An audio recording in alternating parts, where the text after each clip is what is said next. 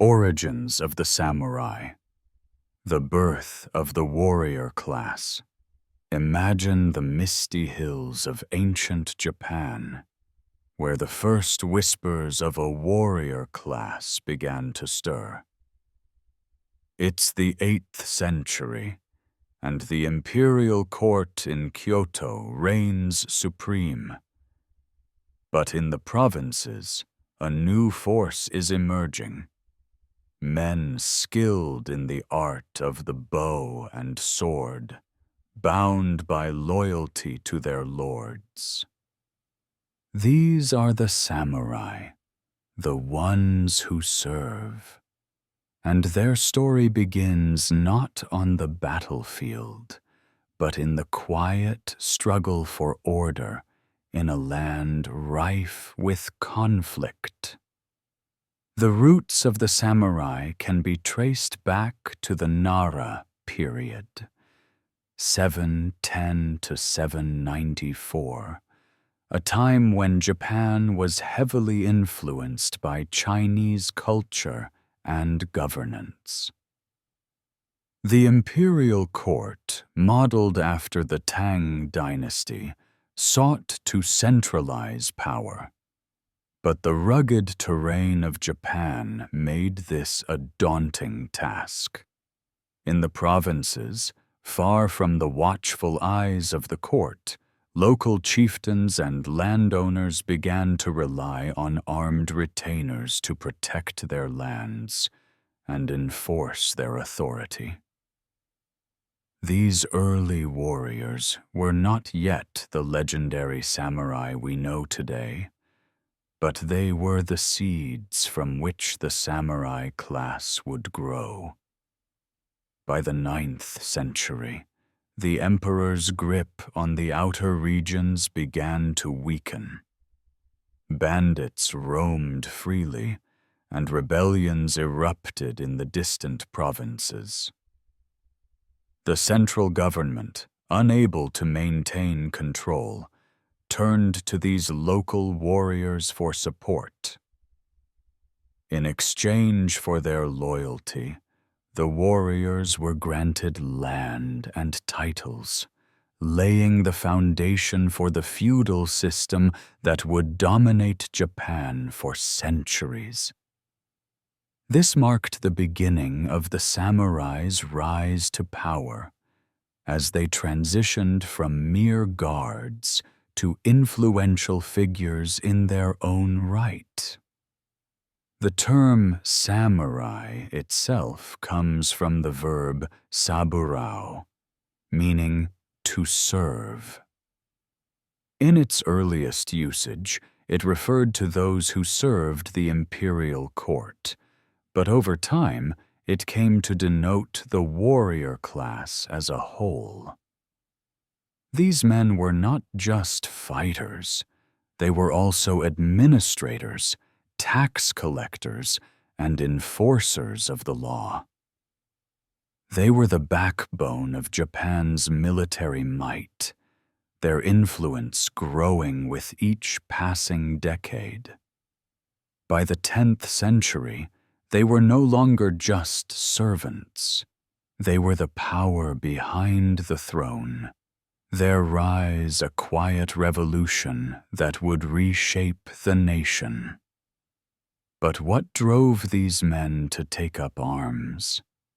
Was it duty, ambition, or something deeper? The answer lies in the rugged landscapes of early Japan, where survival demanded strength and honor was forged in the heat of battle. The samurai were not born into their role. They were shaped by the harsh realities of their world. They were men of action, driven by a code of loyalty and honor that would come to define them. This code, known as Bushido, would evolve over time, but its roots can be traced back to these early warriors who lived and died by the sword.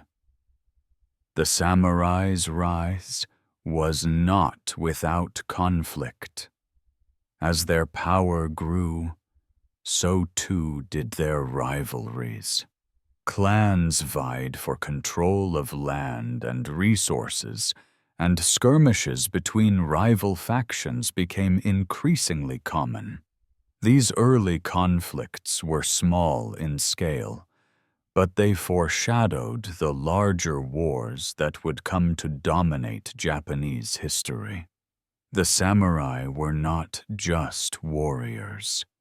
They were also politicians, strategists, and leaders. They understood that power was not just about strength, but also about alliances, diplomacy, and cunning. By the end of the 10th century, the samurai had become a force to be reckoned with.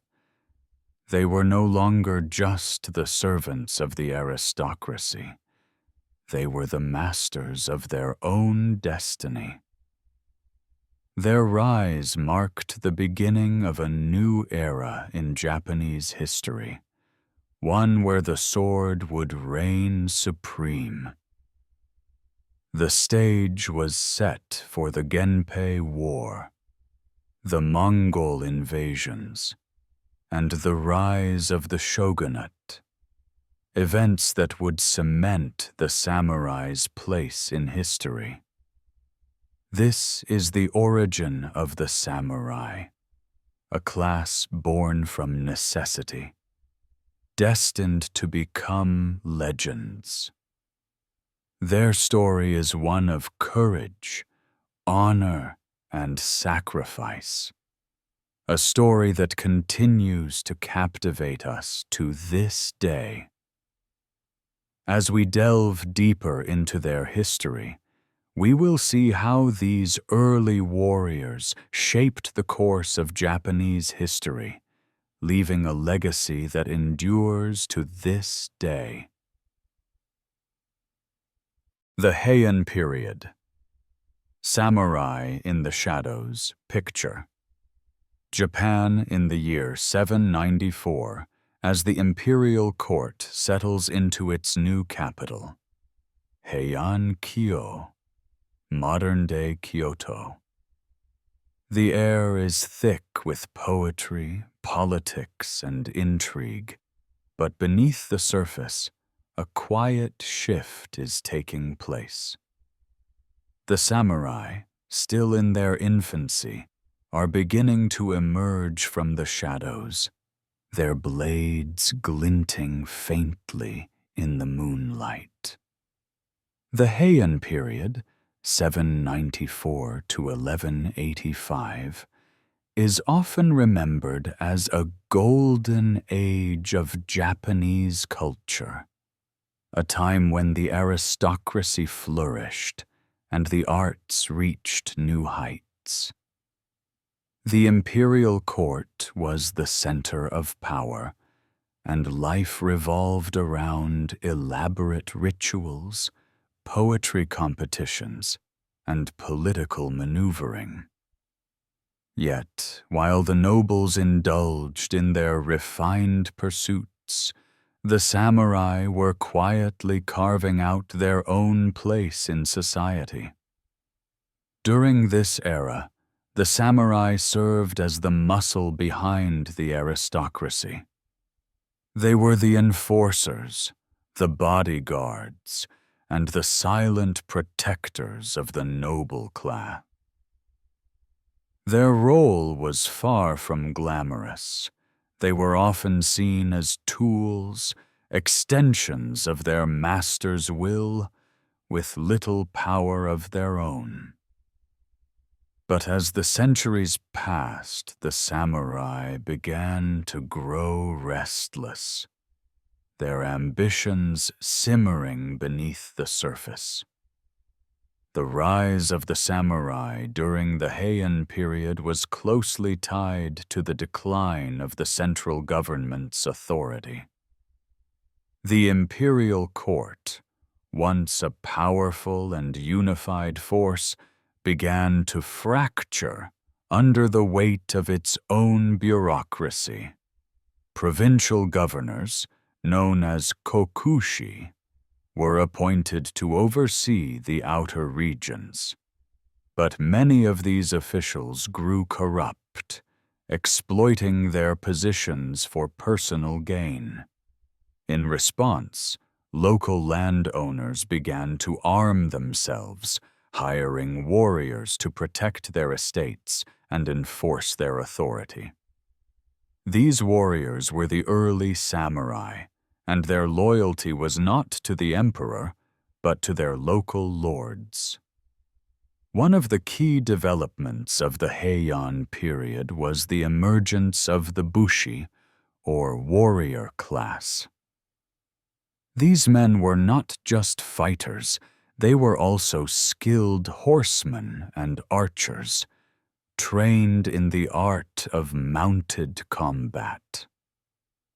The bow, in particular, became a symbol of the samurai's prowess, and their skill with it was legendary. Yet despite their growing influence, the samurai remained in the shadows, their power overshadowed by the aristocracy. The turning point came in the late Heian period, as the balance of power began to shift. The Fujiwara clan, once the dominant force in court politics, began to lose its grip. Regional lords, backed by their samurai retainers, started to challenge the central authority. These lords, known as Daimyo, were the precursors to the feudal lords of later centuries, and their rise marked the beginning of a new era in Japanese history. One of the most significant events of this period was the Hogan Rebellion of 1156. This conflict, which pitted rival factions of the imperial court against each other, was the first major test of the samurai's growing power. The rebellion was short-lived, but it set the stage for the Genpei War, a conflict that would reshape Japan's political landscape. The Heian period also saw the emergence of the first samurai clans, such as the Taira and Minamoto. These clans, which traced their origins to the imperial family, became powerful players in the political arena. The Taira, in particular, rose to prominence under the leadership of Taira no Kiyomori, who became the de facto ruler of Japan in the late 12th century. Yet, despite their success, the Taira's dominance was short-lived, as they were soon challenged by their rivals, the Minamoto. As the Heian period drew to a close, the samurai were no longer content to remain in the shadows. They had tasted power, and they wanted more. The stage was set for a new era, one where the sword would reign supreme. The Genpei War, which began in 1180, would mark the end of the Heian period and the beginning of the Kamakura Shogunate, a government led by the samurai. This is the story of the Heian period, a time of cultural brilliance and political intrigue, but also a time of quiet transformation. The samurai, once mere servants, were beginning to emerge as a force to be reckoned with. Their rise was slow and subtle, but it was inexorable, and it would change the course of Japanese history forever. The Genpei War, Clash of the Titans, picture. Japan. In the late 12th century, a land on the brink of chaos. The once mighty imperial court is fractured, its authority crumbling under the weight of corruption and infighting. In the shadows, two powerful samurai clans, the Taira and the Minamoto, are locked in a deadly struggle for supremacy. This is the Genpei War, a conflict that will reshape Japan's political landscape and cement the samurai's place in history. The Genpei War, 1180 to 1185, was not just a battle between two clans. It was a clash of ideologies, a struggle for the soul of Japan. On one side stood the Taira, led by the ambitious and ruthless Taira no Kiyomori. The Taira had risen to power during the late Heian period, dominating the imperial court and amassing vast wealth and influence. Yet their success had made them arrogant, and their heavy-handed rule had earned them many enemies. On the other side were the Minamoto, a clan that had been nearly wiped out by the Taira in the aftermath of the Meiji Rebellion of 1160. The Minamoto, led by the brilliant and determined Minamoto no Yoritomo, had spent years rebuilding their strength, biding their time until the moment was right to strike. When the opportunity finally came, they seized it with both hands, rallying their allies and launching a campaign to overthrow the Taira. The war began in earnest in 1180, with a series of skirmishes and battles across Japan. The Taira, despite their wealth and resources, were unprepared for the Minamoto's relentless onslaught. The Minamoto, on the other hand, were driven by a fierce determination to avenge their past defeats and reclaim their honor. The conflict quickly escalated, drawing in samurai from across the country, each choosing sides in what would become one of the most pivotal wars in Japanese history. One of the most famous battles of the Genpei War was the Battle of Kurikara in 1183. This battle, fought in the mountainous terrain of present-day Toyama Prefecture, was a turning point in the war.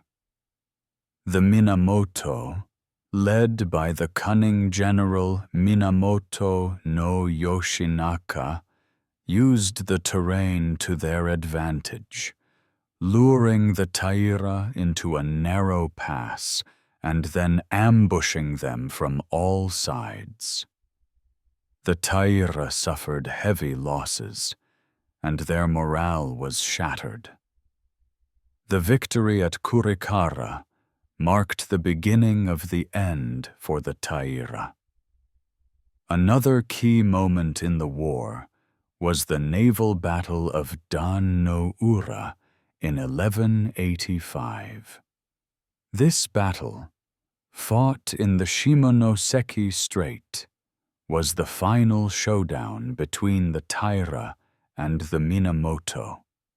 The Taira, desperate to turn the tide, had gathered their remaining forces and taken to the sea.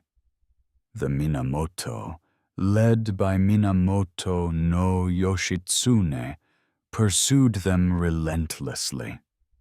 The battle was fierce and chaotic, with both sides fighting tooth and nail for victory. In the end, the Minamoto emerged triumphant, and the Taira were utterly defeated. The fall of the Taira marked the end of an era. The imperial court, which had been dominated by the Taira for decades, was left in disarray. The Minamoto, now the undisputed rulers of Japan, set about establishing a new government, one that would be led by the samurai. This government, known as the Kamakura Shogunate, would usher in a new era in Japanese history, one where the samurai would reign supreme. Yet the Genpei War was more than just a military conflict. It was also a cultural and ideological struggle. The war gave rise to some of Japan's most enduring legends and stories, such as the Tale of the Heike, an epic account of the rise and fall of the Taira. These stories, filled with tales of heroism, tragedy, and honor, would come to define the samurai ethos and shape the way future generations viewed the warrior class. The Genpei War also had a profound impact on Japanese society. It marked the end of the Heian period and the beginning of the feudal era, a time when power was concentrated in the hands of the samurai. The war demonstrated the importance of loyalty, strategy, and leadership, qualities that would come to define the samurai code of Bushido. It also highlighted the fragility of power and the consequences of arrogance and hubris, lessons that would resonate throughout Japanese history. This is the story of the Genpei War, a conflict that changed the course of Japanese history. It was a war of titans, a clash between two powerful clans that would determine the fate of a nation. And at its heart were the samurai, warriors whose courage, honor, and sacrifice would leave an indelible mark on the world. The Kamakura Shogunate, the first warrior government.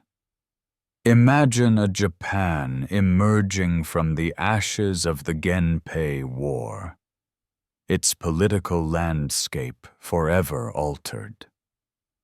The Taira are defeated, the Minamoto victorious, and the imperial court is left in disarray. Into this power vacuum steps Minamoto no Yoritomo, a man whose vision will reshape the nation. This is the story of the Kamakura Shogunate, Japan's first warrior government, and the dawn of a new era. The Kamakura Shogunate, 1192 to 1333, was a revolutionary development in Japanese history. For the first time, power was not concentrated in the hands of the emperor or the aristocracy, but in the hands of the samurai. This shift marked the beginning of the feudal era, a time when the warrior class would dominate Japanese politics, culture, and society. Minamoto no Yoritomo, the founder of the Kamakura Shogunate, was a man of ambition and vision. After the defeat of the Taira, Yoritomo set about consolidating his power. Unlike previous leaders, who had ruled from the imperial capital of Kyoto, Yoritomo established his base of operations in Kamakura, a small coastal town in eastern Japan. This move was both symbolic and strategic. By distancing himself from the imperial court, Yoritomo signaled that his government would be different. A government of warriors for warriors. One of Yoritomo's first acts as shogun was to establish a system of vassalage, known as the Gokenin system. Under this system, samurai who pledged their loyalty to Yoritomo were granted land and privileges in exchange for military service. This system not only strengthened Yoritomo's power, but also created a network of loyal retainers who would form the backbone of the shogunate. The Gokenin system would become a defining feature of Japanese feudalism, shaping the relationship between lords and vassals for centuries to come. Yet, the Kamakura shogunate was not without its challenges. Yoritomo's rule was marked by constant tension with the imperial court, which viewed the shogunate as a threat to its authority. This tension came to a head in 1221, when the retired emperor Go-Toba launched the Jokyu War, an attempt to overthrow the shogunate and restore imperial rule. The war was a disaster for the imperial forces, who were no match for the disciplined and well-organized samurai of the shogunate. The defeat of the imperial forces cemented the shogunate's dominance and marked the beginning of a long period of warrior rule. The Kamakura shogunate also faced external threats, most notably the Mongol invasions of 1274 and 1281. Led by Kublai Khan, the Mongols sought to conquer Japan and add it to their vast empire. The invasions were a test of the shogunate's strength and resilience, and they would leave a lasting impact on Japanese history. The first Mongol invasion took place in 1274, when a fleet of 900 ships carrying 40,000 soldiers landed in northern Kyushu. The samurai, accustomed to one-on-one combat, were initially unprepared for the Mongols' coordinated tactics and advanced weaponry. Yet, despite these challenges, the samurai managed to hold their ground, and the invasion was ultimately repelled. The Mongols retreated, but they would return 7 years later in 1281 with an even larger force. The second Mongol invasion was even more formidable, with a fleet of 4,000 ships and 140,000 soldiers. Yet, once again, the samurai rose to the challenge. This time, they were better prepared, having learned from their previous encounters with the Mongols. The invasion ended in disaster for the Mongols, as a typhoon, later known as the kamikaze or divine wind, destroyed much of their fleet. The surviving forces were driven back, and Japan was saved from foreign conquest. The Mongol invasions had a profound impact on Japan. They demonstrated the strength and resilience of the samurai, but they also exposed the limitations of the shogunate. The cost of defending against the invasions had strained the shogunate's resources, and the samurai who had fought in the war were left dissatisfied with the lack of rewards.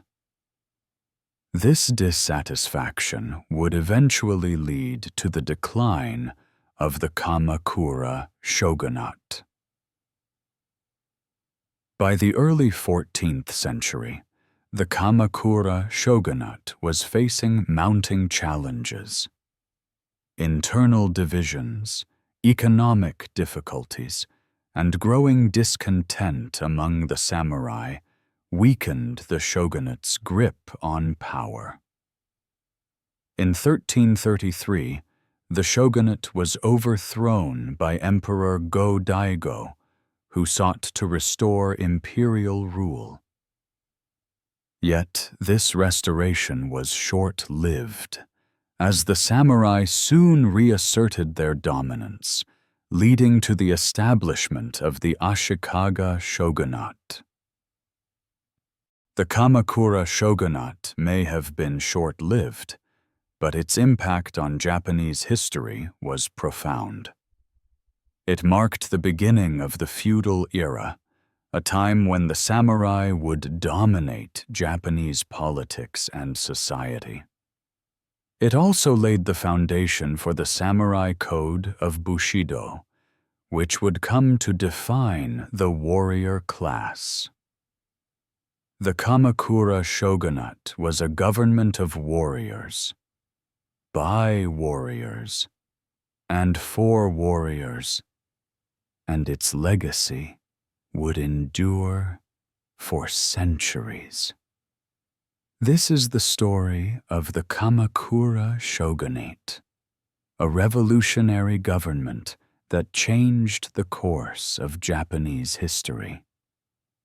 It was a time of conflict and upheaval, but also a time of innovation and transformation.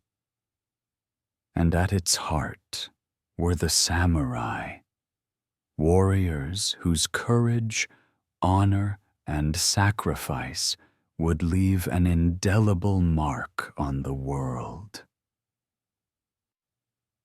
The Mongol invasions, defending the homeland picture. Japan in the late 13th century, a nation still recovering from the upheavals of the Genpei War and the establishment of the Kamakura shogunate. The samurai, now the dominant force in Japanese politics, are about to face their greatest challenge yet, an invasion by the most powerful empire the world has ever known.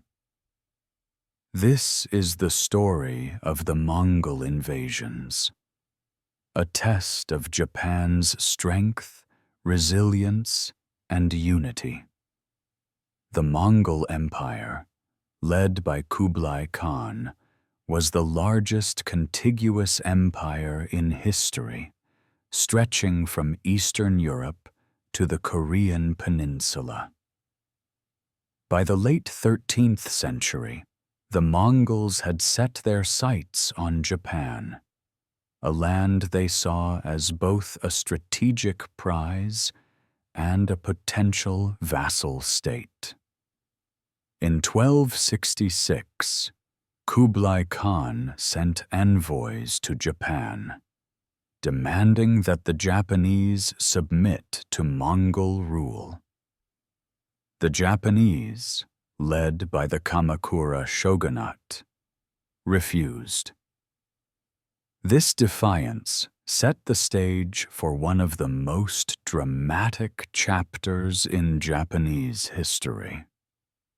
The first Mongol invasion took place in 1274. A fleet of 900 ships carrying 40,000 soldiers, set sail from Korea and landed in northern Kyushu. The samurai, accustomed to one-on-one combat, were initially unprepared for the Mongols' coordinated tactics and advanced weaponry. The Mongols used gunpowder bombs, composite bows, and disciplined formations, tactics that the samurai had never encountered before. Yet, despite these challenges, the samurai managed to hold their ground. The battle was fierce and chaotic. The samurai, fighting on their home soil, were driven by a fierce determination to defend their homeland. They launched daring raids on the Mongol forces, using their knowledge of the terrain to their advantage. The Mongols, despite their superior numbers and technology, were unable to break the samurai's resolve. After several weeks of fighting, the Mongols retreated, their fleet battered by a sudden storm. The invasion had been repelled, but the Japanese knew that the Mongols would return. The second Mongol invasion came 7 years later, in 1281. This time, the Mongols were even more formidable.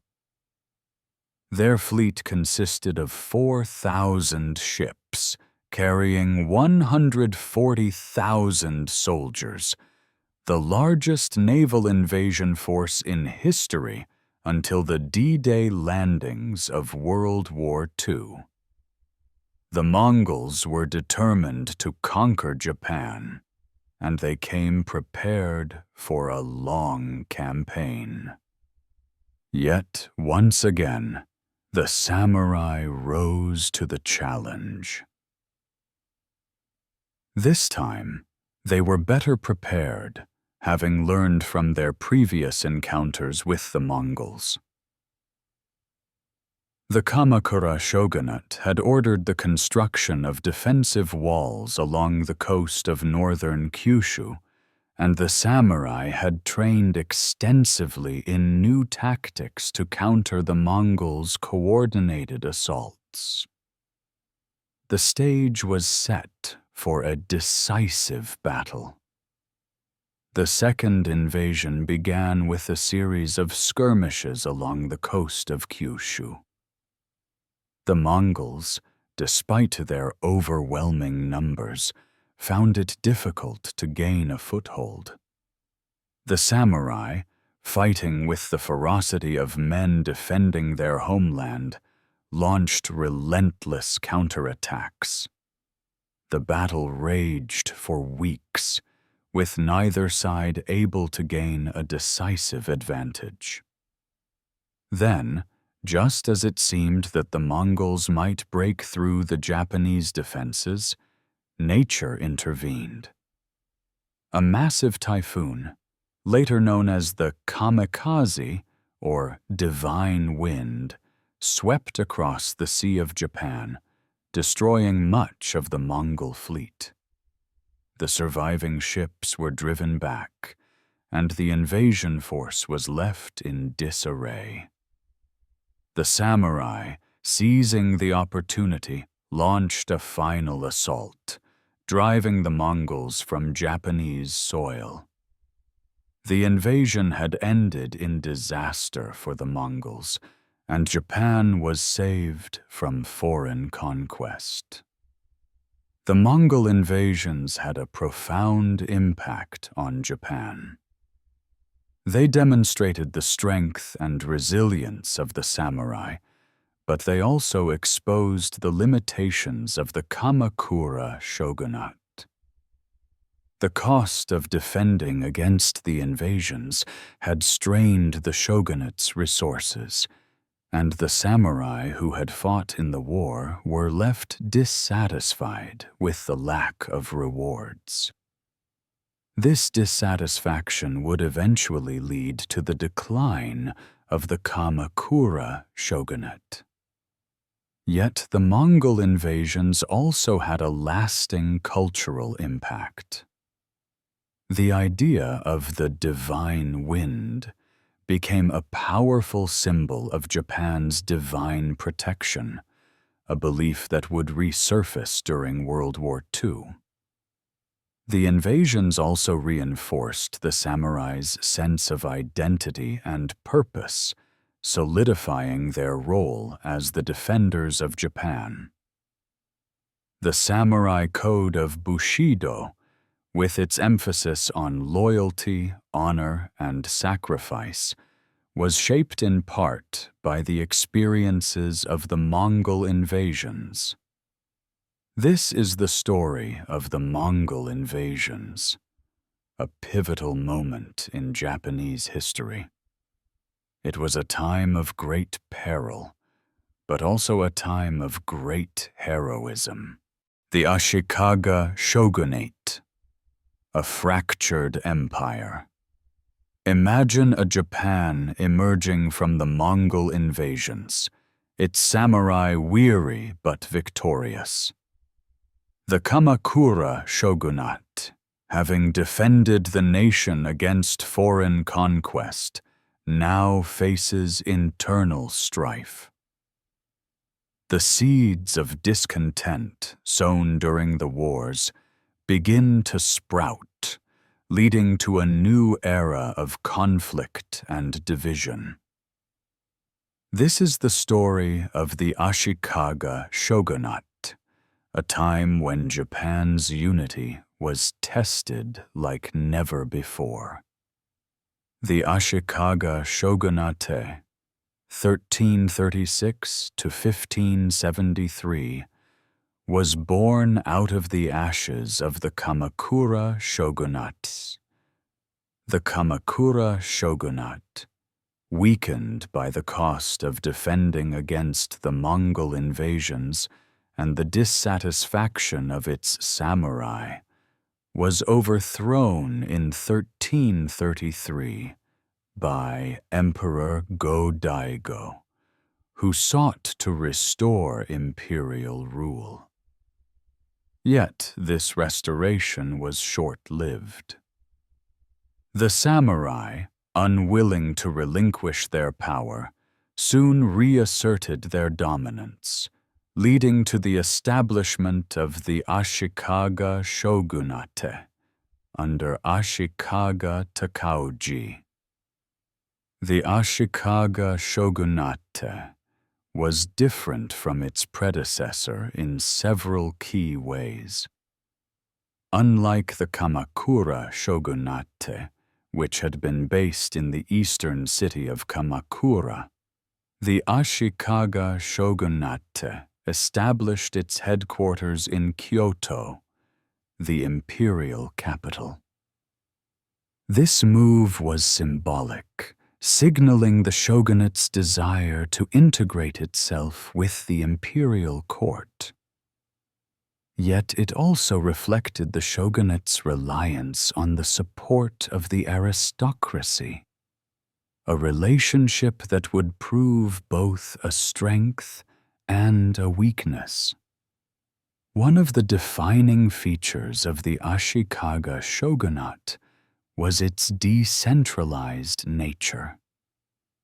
The shogunate relied heavily on regional lords, known as Daimyo, to maintain control over the provinces. These Daimyo, who were often powerful samurai in their own right, were granted significant autonomy in exchange for their loyalty. This system, while effective in maintaining order in the short term, would ultimately lead to the fragmentation of Japanese society. The Ashikaga shogunate's early years were marked by relative stability and prosperity. The shogunate promoted trade and cultural exchange, particularly with China, leading to a period of economic growth and artistic flourishing. The Muromachi period, as this era is known, saw the rise of new forms of art such as No theater and ink painting, as well as the development of Zen Buddhism, which had a profound influence on Japanese culture. Yet, beneath the surface, tensions were brewing. The shogunate's reliance on the daimyo created a fragile balance of power, one that was easily disrupted. In the mid-15th century, this balance began to unravel, leading to a series of conflicts that would plunge Japan into chaos. The Onin War, 1467 to 1477, was the catalyst for this chaos. The war began as a dispute over the succession of the shogunate, but it quickly escalated into a nationwide conflict, drawing in daimyo from across Japan.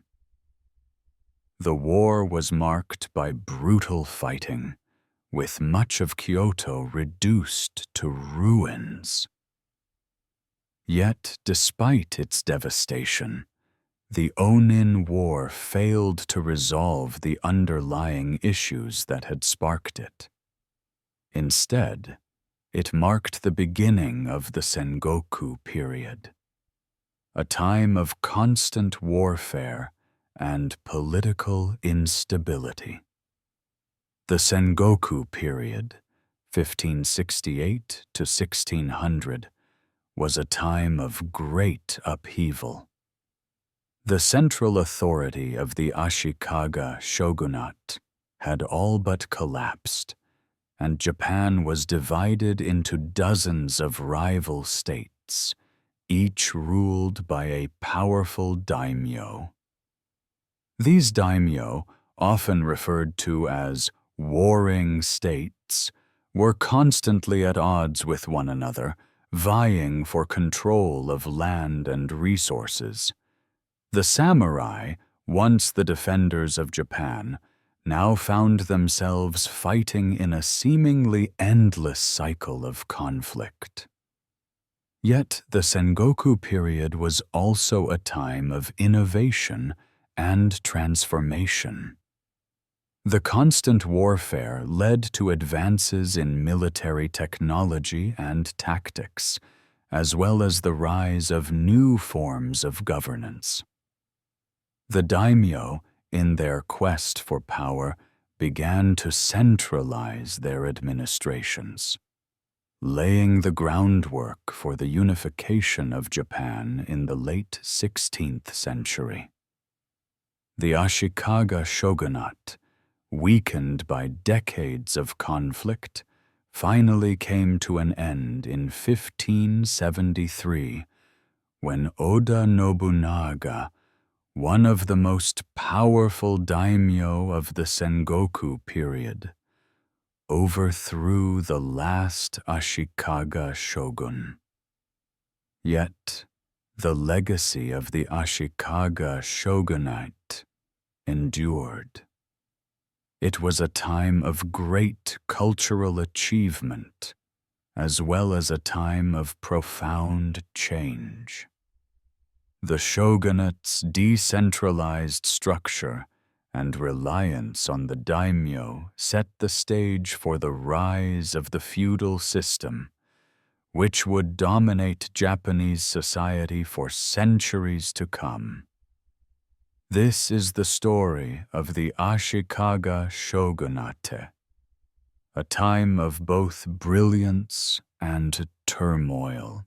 It was a time when Japan's unity was tested and its future hung in the balance. The Onin War, chaos and collapse. Picture Japan in the mid-15th century, a nation teetering on the edge of chaos. The Ashikaga shogunate, once a symbol of stability, is now a shadow of its former self.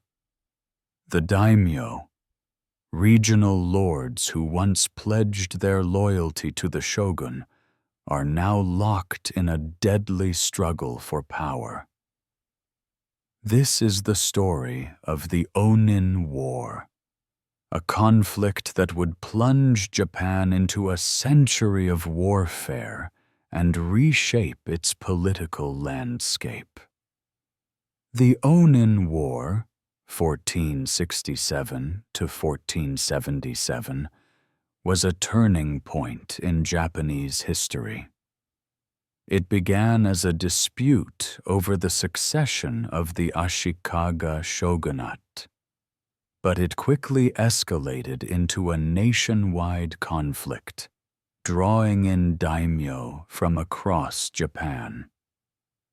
The war was marked by brutal fighting, with much of Kyoto, the imperial capital, reduced to ruins.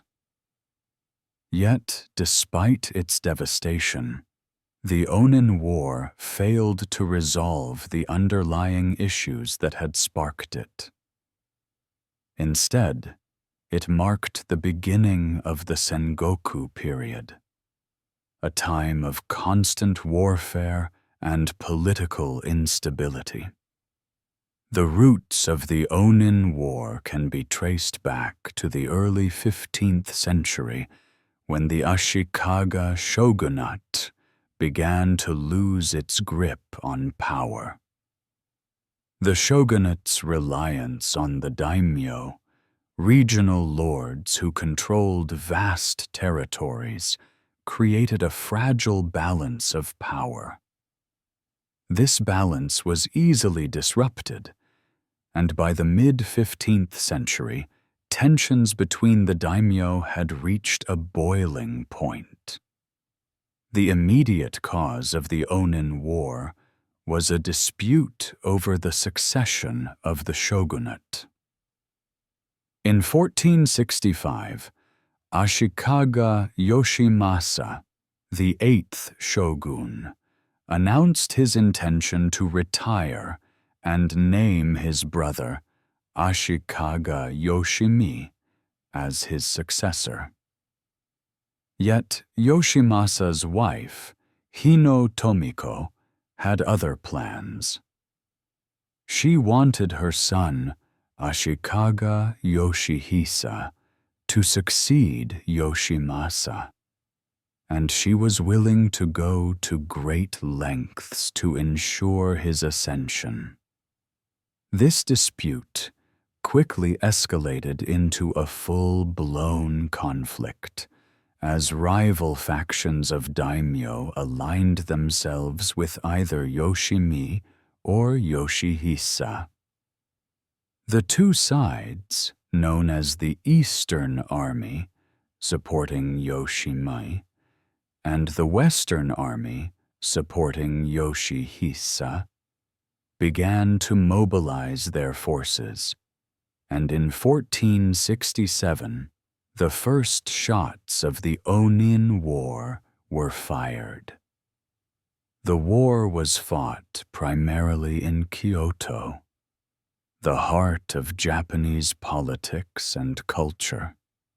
The city, once a symbol of peace and prosperity, was now a battlefield.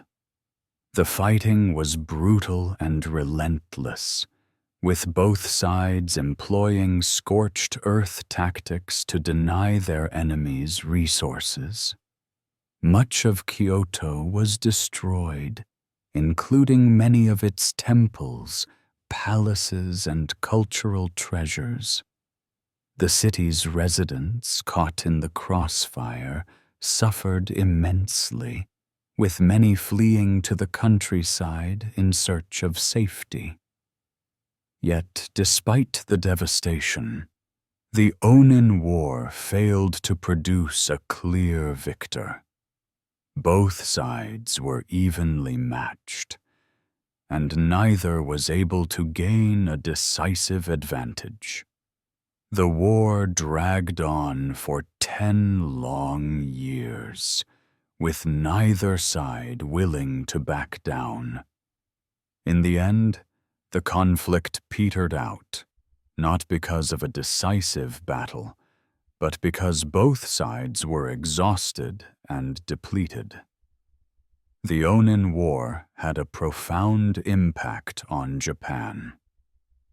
It marked the end of the Ashikaga shogunate's authority and the beginning of the Sengoku period, a time of constant warfare and political instability.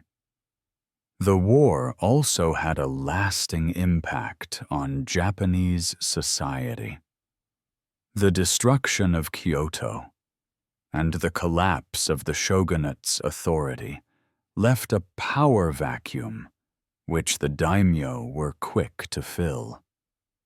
These regional lords, now free from the constraints of central authority, began to consolidate their power, leading to the rise of the feudal system. The Onin War also had a cultural impact. The destruction of Kyoto's temples and palaces led to a decline in the arts, as many artists and craftsmen fled the city. Yet, the war also gave rise to new forms of art, such as no theater and ink painting, which reflected the turmoil and uncertainty of the times. The war also had a profound impact on the samurai, who found themselves fighting not for a unified Japan, but for their own survival and advancement. This is the story of the Onin War, a conflict that changed the course of Japanese history. It was a time of great turmoil and devastation, but also a time of transformation and renewal. The war marked the end of one era and the beginning of another, setting the stage for the rise of the feudal system and the unification of Japan under the Tokugawa shogunate. The Age of the Daimyo. Warlords and feudal domains. Imagine a Japan fractured into dozens of rival states, each ruled by a powerful warlord.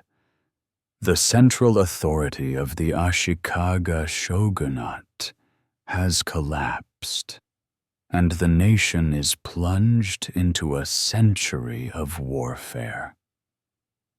This is the Sengoku period, a time when the daimyo, regional lords, rose to power, reshaping Japan's political and social landscape. The Sengoku period, 1467 to 1600, was a time of great upheaval and transformation. The collapse of the Ashikaga shogunate left a power vacuum, which the daimyo were quick to fill. These regional lords, who controlled vast territories and commanded loyal armies of samurai, became the de facto rulers of Japan. The period was marked by constant warfare, as daimyo vied for control of land and resources, but it was also a time of innovation and cultural flourishing. The daimyo were a diverse group, ranging from seasoned warriors to ambitious upstarts.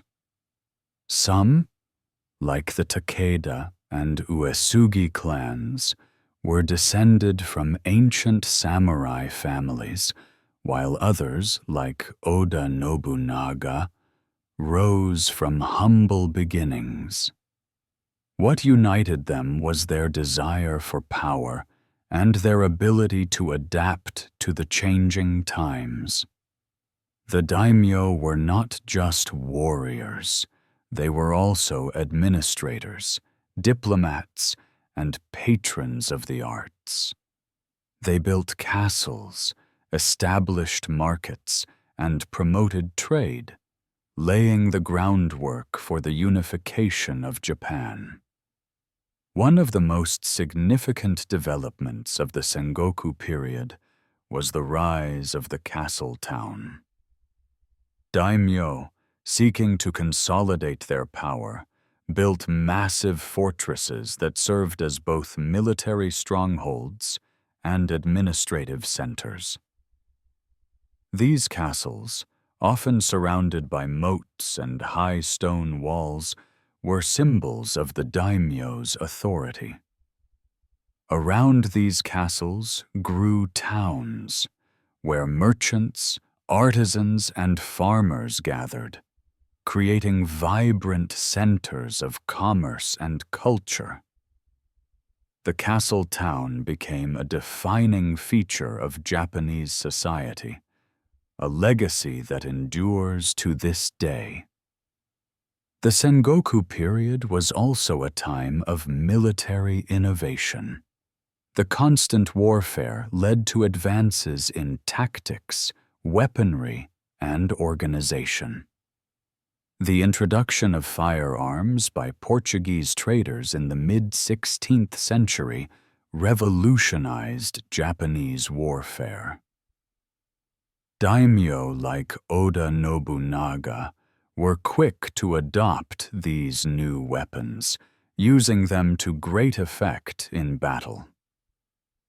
The traditional samurai, with their bows and swords, had to adapt to this new reality or risk being left behind.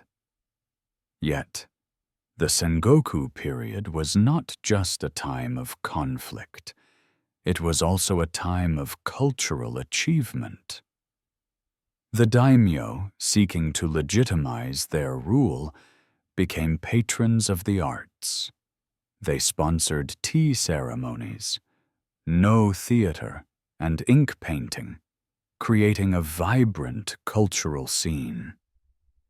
The period also saw the rise of Zen Buddhism, which had a profound influence on Japanese culture and philosophy.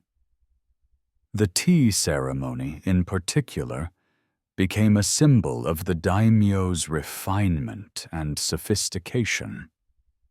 One of the most famous daimyo of the Sengoku period was Takeda Shingen, known as the Tiger of Kai.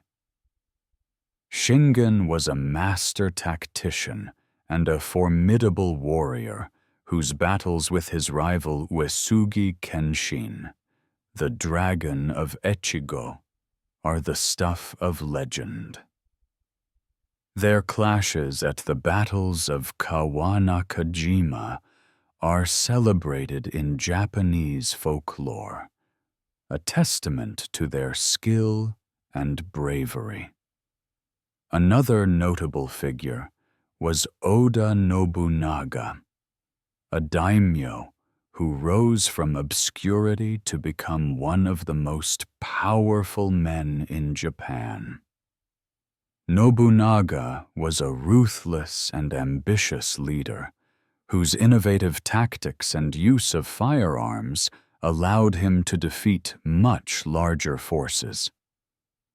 His conquests laid the groundwork for the unification of Japan, a task that would be completed by his successors, Toyotomi Hideyoshi and Tokugawa Ieyasu.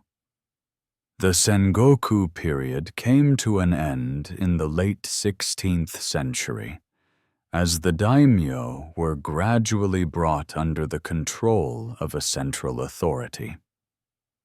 The process of unification was long and bloody, but it ultimately led to the establishment of the Tokugawa shogunate, which would rule Japan for over 250 years. This is the story of the age of the Daimyo, a time of great turmoil and transformation. It was a time when Japan was divided, but also a time when the foundations of its future were laid. The Daimyo, with their ambition and ingenuity, reshaped Japanese society, leaving a legacy that endures to this day. The rise of Oda Nobunaga, the Unifier's ambition picture. Japan. In the mid-16th century, a land torn apart by a century of warfare.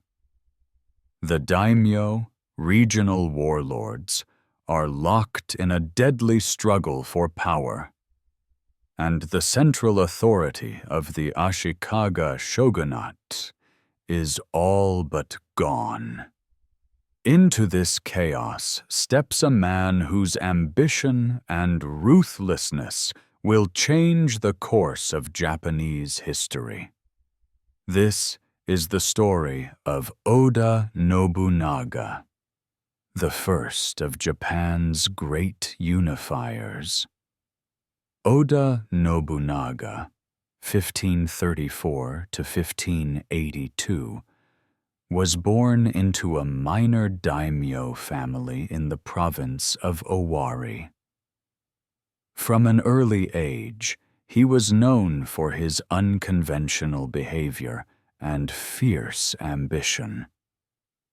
While other daimyo focused on maintaining their power, Nobunaga dreamed of unifying Japan under his rule. His rise to power was marked by bold strategies, innovative tactics, and a willingness to break with tradition. Nobunaga's first major victory came in 1560 at the Battle of Okehazama. Facing an army of 25,000 soldiers led by the powerful Imagawa Yoshimoto, Nobunaga's forces numbered just 3,000. Yet, through a combination of cunning and audacity, Nobunaga managed to defeat the Imagawa forces, killing Yoshimoto in the process. This victory not only established Nobunaga as a major player in Japanese politics, but also demonstrated his willingness to take risks and think outside the box. One of Nobunaga's most significant innovations was his use of firearms. Introduced to Japan by Portuguese traders in the mid-16th century, firearms were initially seen as unreliable and cumbersome. Yet Nobunaga recognized their potential and quickly integrated them into his army. He trained his soldiers in the use of matchlock rifles, known as tanegashima, and developed new tactics to maximize their effectiveness. This gave him a significant advantage over his rivals, who were still reliant on traditional weapons like bows and swords. Nobunaga's rise to power was not without its challenges. He faced opposition from both rival daimyo and religious institutions, particularly the Buddhist monasteries. These monasteries, which had amassed significant wealth and power, often acted as independent states, resisting the authority of the daimyo. Nobunaga, seeing them as a threat to his ambitions, launched a series of campaigns to bring them under his control. The most famous of these campaigns was the siege of Mount Hiei in 1571. where Nobunaga's forces destroyed the Enryakuji temple, killing thousands of monks and civilians. Despite his ruthlessness, Nobunaga was also a patron of the arts and culture. He encouraged trade with European merchants, bringing new goods and ideas to Japan. He also supported the development of the tea ceremony, which became a symbol of his refinement and sophistication. Nobunaga's court was a vibrant center of culture, attracting artists, poets, and scholars from across Japan. By the late 1570s, Nobunaga had established himself as the most powerful daimyo in Japan. He controlled much of central Japan, including the capital, Kyoto, and had defeated many of his rivals. Yet his ambition was not limited to military conquest.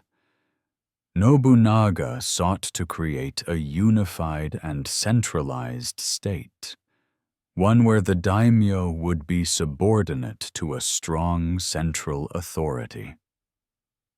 This vision would be carried forward by his successors, Toyotomi Hideyoshi and Tokugawa Ieyasu.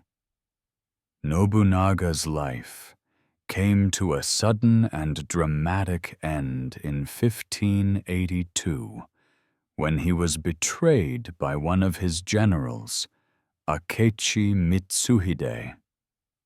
Mitsuhide, motivated by personal grievances, launched a surprise attack on Nobunaga's forces at the Honnoji Temple in Kyoto. Nobunaga, realizing that defeat was inevitable, committed seppuku, a form of ritual suicide.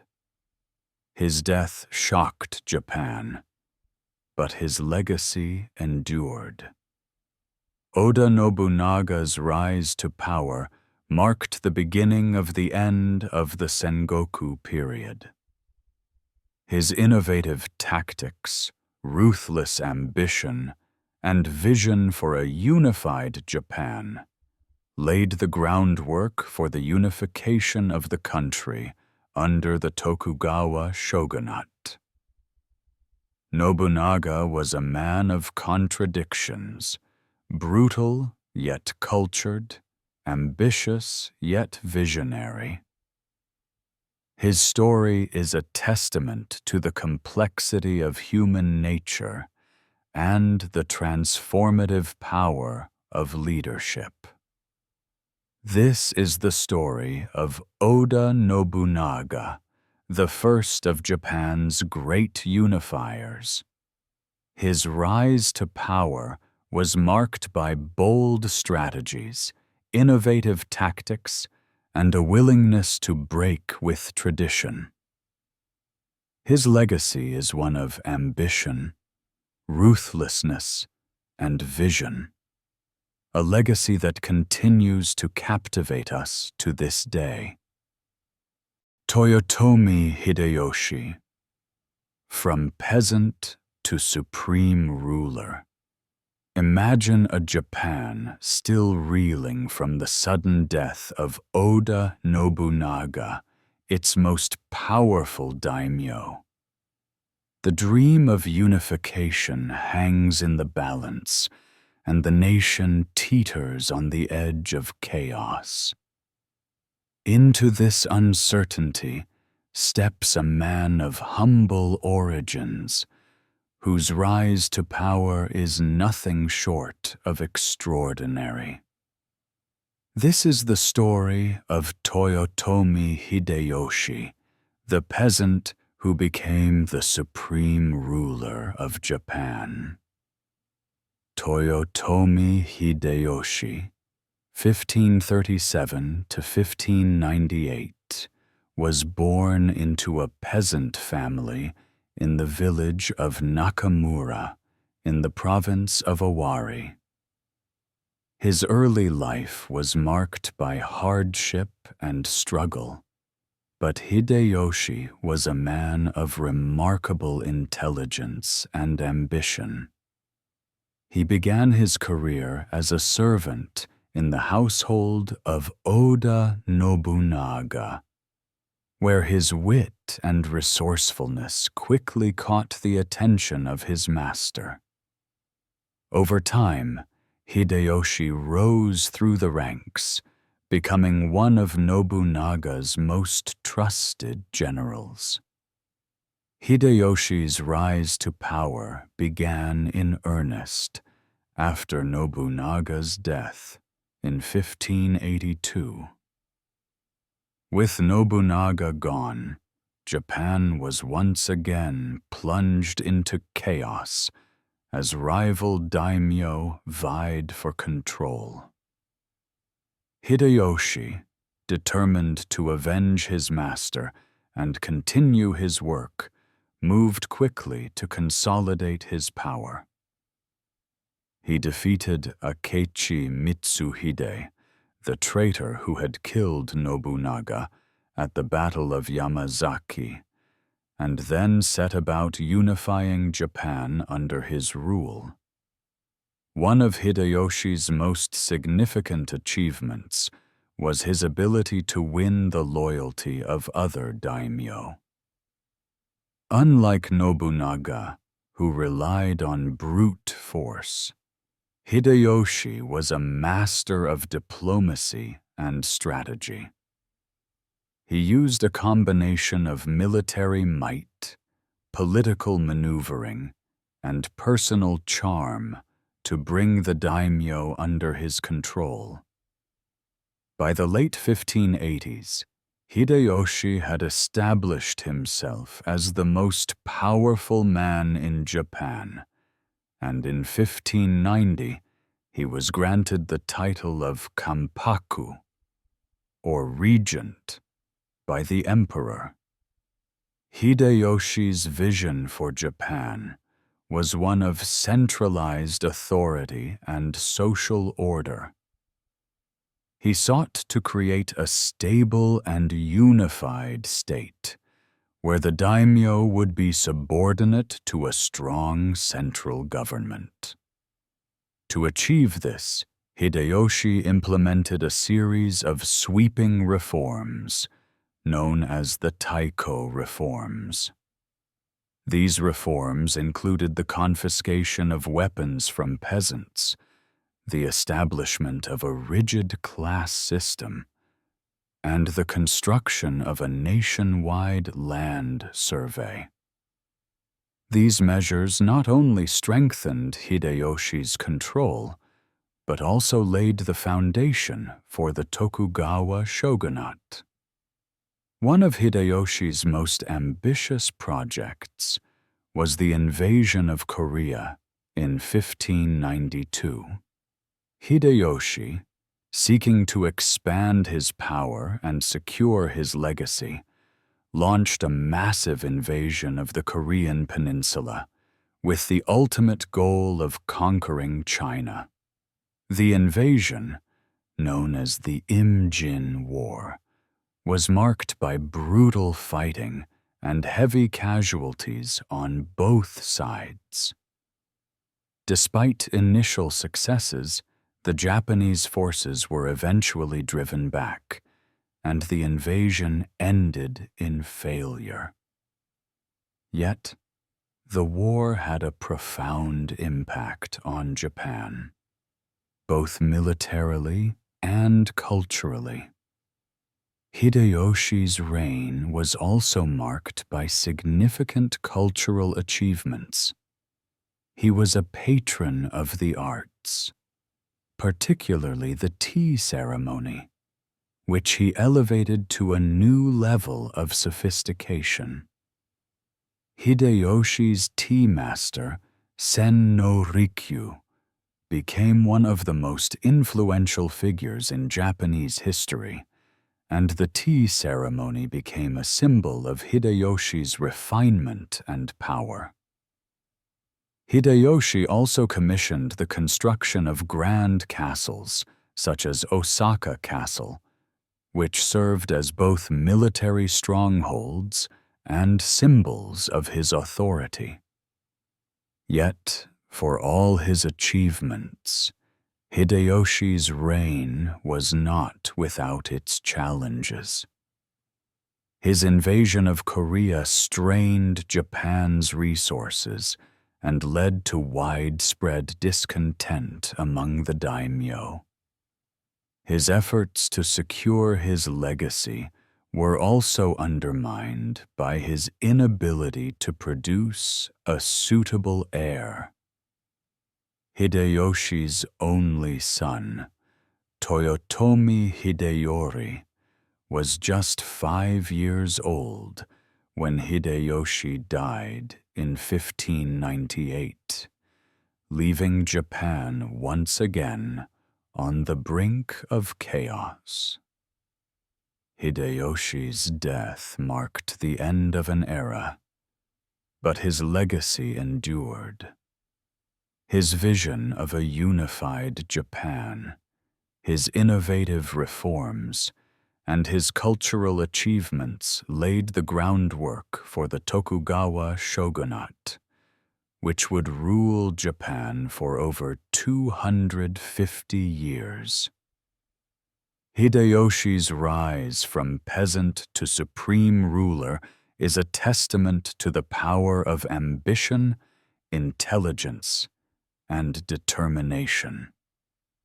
This is the story of Toyotomi Hideyoshi, the peasant who became the supreme ruler of Japan. His rise to power was marked by bold strategies, innovative reforms, and a vision for a unified and stable Japan.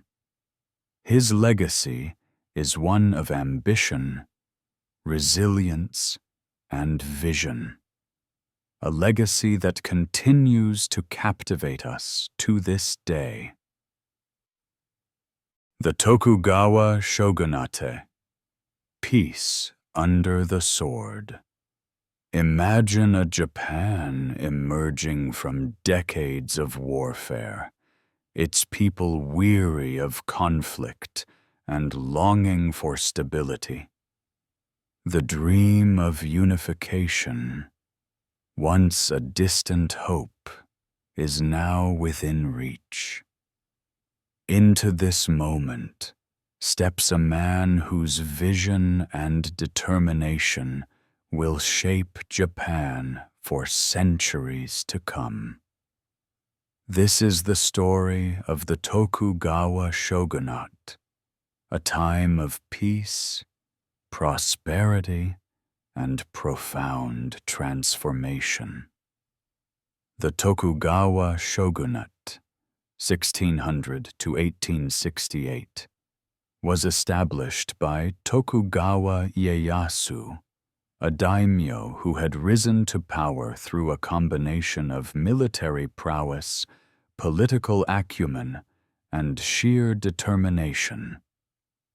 Ieyasu's victory at the Battle of Sekigahara in 1600 marked the beginning of a new era in Japanese history, one where the samurai would rule not through the sword, but through the strength of their institutions. Ieyasu's rise to power was the culmination of decades of conflict. Born into the Matsudaira clan in 1543, Ieyasu spent much of his early life as a hostage of the Imagawa clan. Yet, even in captivity, he learned the art of politics and warfare, skills that would serve him well in the years to come. After the death of Oda Nobunaga and Toyotomi Hideyoshi, Ieyasu emerged as the most powerful daimyo in Japan, and in 1600, he defeated his rivals at the Battle of Sekigahara, securing his place as the ruler of Japan. In 1603, Ieyasu was granted the title of shogun by the emperor, marking the official beginning of the Tokugawa shogunate.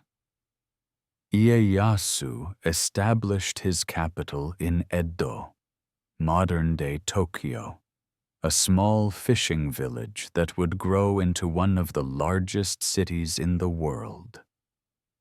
The Tokugawa shogunate was a centralized government, with the shogun at its head and the daimyo as his vassals.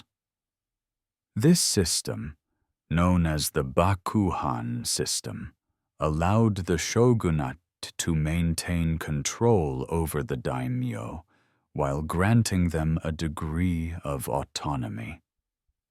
One of the defining features of the Tokugawa shogunate was its emphasis on stability and order. Ieyasu and his successors implemented a series of policies designed to prevent the kind of conflict that had plagued Japan for centuries. These policies included the Sankin Kotai system, which required daimyo to spend every other year in Edo, leaving their families behind as hostages. This system not only kept the daimyo in check, but also contributed to the growth of Edo as a cultural and economic center. The Tokugawa shogunate also implemented a rigid class system, known as the Shi-no-ko-sho system. At the top were the samurai, followed by peasants, artisans, and merchants. This system was designed to maintain social order, but it also had the unintended consequence of stifling social mobility. Yet, despite its rigidity, the Tokugawa period was a time of significant economic growth and cultural flourishing. One of the most significant cultural developments of the Tokugawa period was the rise of the ukiyo-e, or floating world culture. This culture, centered around the pleasure districts of Edo, Kyoto, and Osaka, was characterized by its emphasis on entertainment, art, and literature. Ukiyo-e artists such as Hokusai and Hiroshige produced some of the most iconic images in Japanese art, while writers like Ihara Saikaku and Matsuo Basho explored themes of love, nature, and the human condition. The Tokugawa shogunate also had a profound impact on Japan's relationship with the outside world. In the early 17th century, the shogunate implemented a policy of sakoku, or closed country, which restricted foreign trade and contact. This policy was motivated by a desire to prevent foreign influence and maintain domestic stability. Yet, despite these restrictions, Japan maintained limited trade with the Dutch and Chinese through the port of Nagasaki. The Tokugawa period was not without its challenges. The rigid class system and strict social controls led to widespread discontent among the lower classes, while the Sankin Kotai system placed a heavy financial burden on the daimyo. Yet, despite these challenges, the Tokugawa shogunate managed to maintain peace and stability for over 250 years. A remarkable achievement in a nation with a history of constant warfare. The Tokugawa shogunate came to an end in 1868 with the Meiji Restoration. Yet, its legacy endured. The shogunate's emphasis on stability, order, and centralized authority laid the foundation for modern Japan. Its cultural achievements, from ukiyo-e art to kabuki theater, continue to captivate us to this day. This is the story of the Tokugawa shogunate, a time of peace, prosperity, and profound transformation. Its legacy is one of resilience, innovation, and vision. A legacy that continues to shape Japan to this day. The Code of Bushido, the soul of the samurai. Imagine a Japan where honor is more valuable than life itself, where loyalty and duty are the guiding principles of existence. This is the world of the samurai, a world shaped by the Code of Bushido. Bushido, or the way of the warrior, was more than just a set of rules. It was the soul of the samurai, a philosophy that defined their lives and their deaths. The origins of Bushido can be traced back to the early days of the samurai, when loyalty and honor were the cornerstones of their existence. Yet it was during the Tokugawa period that Bushido was codified and formalized, becoming a central tenet of samurai culture.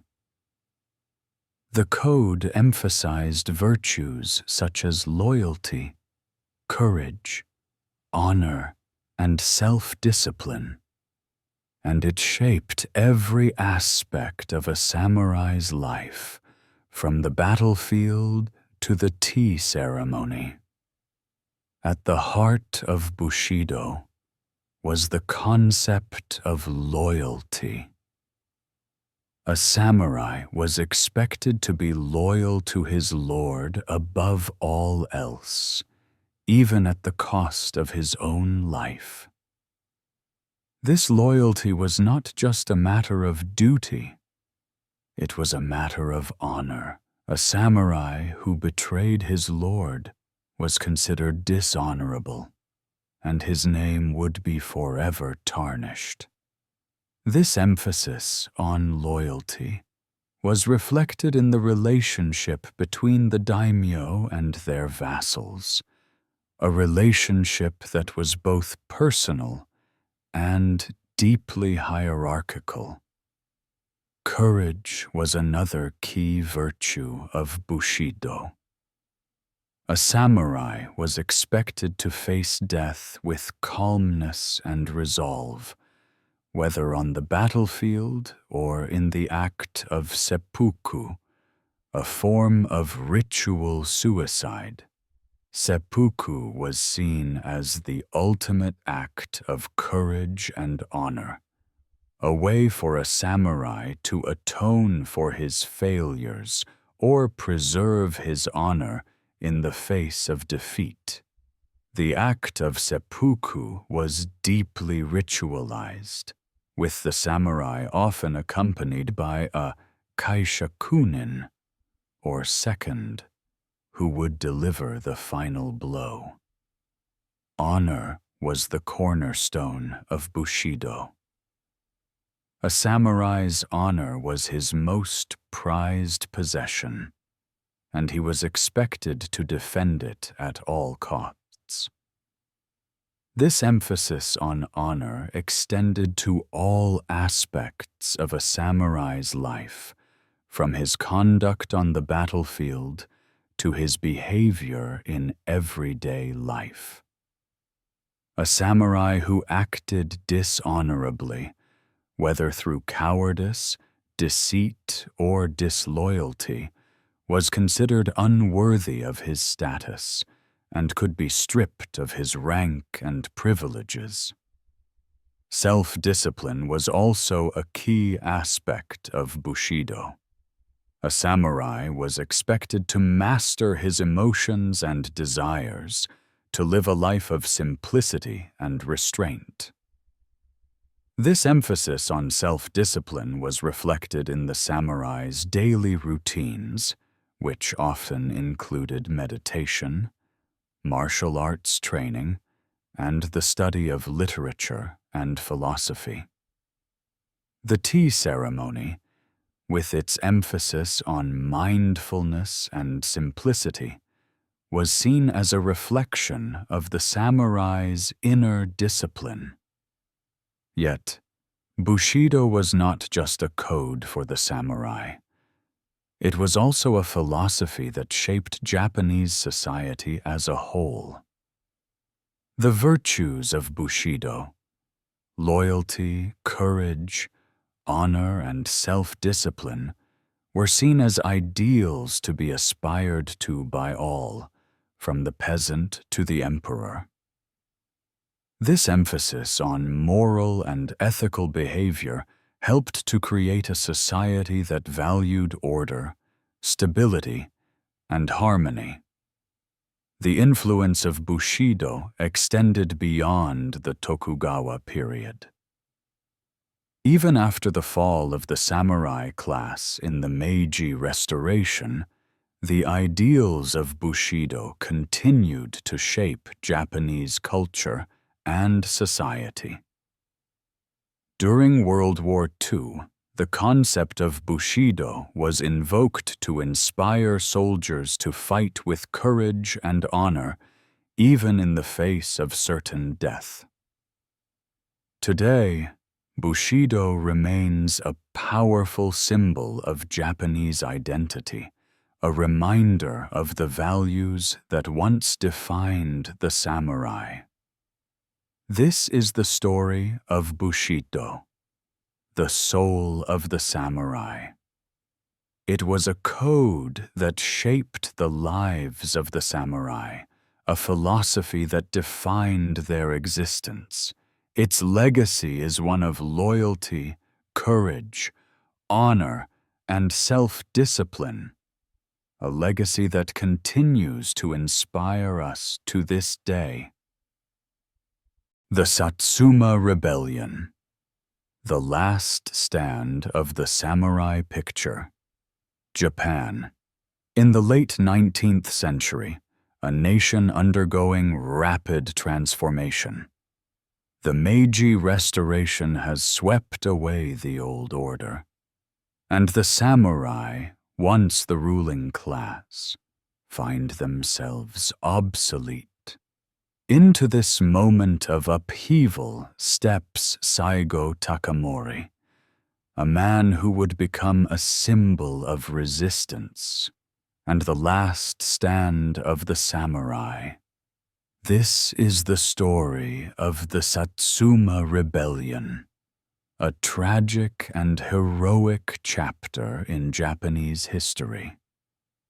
The Satsuma Rebellion, 1877, was the culmination of decades of change and conflict. The Meiji Restoration of 1868 had marked the end of the Tokugawa Shogunate and the beginning of a new era in Japanese history. The new government, led by a group of young reformers, sought to modernize Japan and transform it into a powerful, industrialized nation. Yet, these changes came at a cost, particularly for the samurai, who found themselves stripped of their privileges and status. Saigo Takamori, a former samurai from the Satsuma domain, was one of the key figures in the Meiji Restoration. A man of great charisma and vision, Saigo had played a crucial role in overthrowing the Tokugawa shogunate and establishing the new government. Yet, as the Meiji government began to implement its reforms, Saigo grew increasingly disillusioned. He believed that the government was betraying the ideals of the Restoration, particularly its treatment of the samurai. The Meiji government's reforms included the abolition of the samurai class, the introduction of a conscript army, and the dismantling of the feudal system. These reforms were deeply unpopular among the samurai, who saw them as a betrayal of their loyalty and sacrifice. Many samurai, particularly those from the Satsuma domain, felt that they had been cast aside by the very government they had helped to create. In 1877, tensions between the Meiji government and the samurai came to a head. Saigo Takamori, who had retired to his home in Kagoshima, was approached by a group of disaffected samurai who sought his leadership in a rebellion against the government. Saigo, though reluctant at first, eventually agreed to lead the rebellion, seeing it as a last stand for the samurai way of life. The rebellion began in February 1877, when Saigo and his followers seized control of Kagoshima. The rebels, numbering around 40,000, were a mix of former samurai and local volunteers. They were well-trained and highly motivated, but they were also outnumbered and outgunned by the government's modern army. The rebellion quickly spread across Kyushu, with the rebels winning several early victories. Yet, as the government mobilized its forces, the tide began to turn. The decisive battle of the rebellion took place at Shiroyama, a hill overlooking Kagoshima. In September 1877, Saigo and his remaining forces, now reduced to just a few hundred men, made their last stand against the government's army. The battle was fierce and brutal, with the rebels fighting to the last man. Saigo, wounded and out of ammunition, committed seppuku, bringing an end to the rebellion. The Satsuma Rebellion was a tragic and heroic chapter in Japanese history. It marked the end of the samurai as a military and political force, but it also cemented their place in Japanese folklore. Saigo Takamori, who had once been a key figure in the Meiji Restoration, became a symbol of resistance and the last stand of the samurai. His legacy endures to this day, a reminder of the values and ideals that once defined the samurai. This is the story of the Satsuma Rebellion, the last stand of the samurai. It was a time of great upheaval and transformation, a time when the old ways clashed with the new. Its legacy is one of courage, honor, and sacrifice, a legacy that continues to inspire us to this day. Samurai weapons and armor, tools of the trade. Imagine a samurai standing on the battlefield, his katana gleaming in the sunlight, his armor a masterpiece of craftsmanship and functionality. The weapons and armor of the samurai were more than just tools of war. They were symbols of their status, their honor, and their identity. This is the story of the samurai's weapons and armor, the tools that defined their way of life.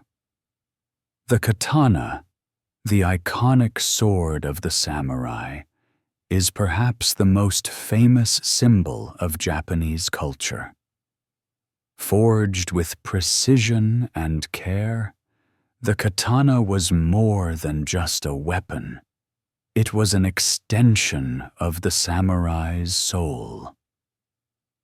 The process of making a katana was a highly ritualized and spiritual endeavor, involving the folding of steel hundreds of times to create a blade of unparalleled sharpness and strength.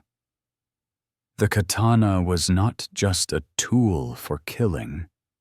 It was a work of art, a symbol of the samurai's skill and discipline.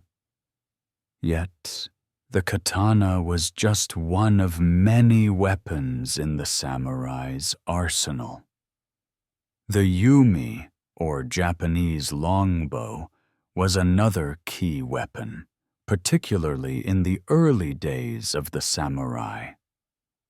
The yumi was a powerful and versatile weapon, capable of firing arrows with great accuracy and force.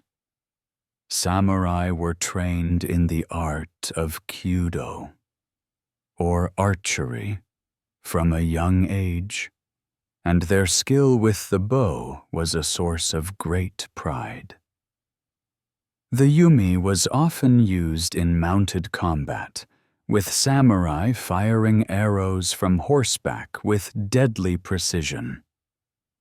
The naginata, a pole arm with a curved blade, was another important weapon in the samurai's arsenal.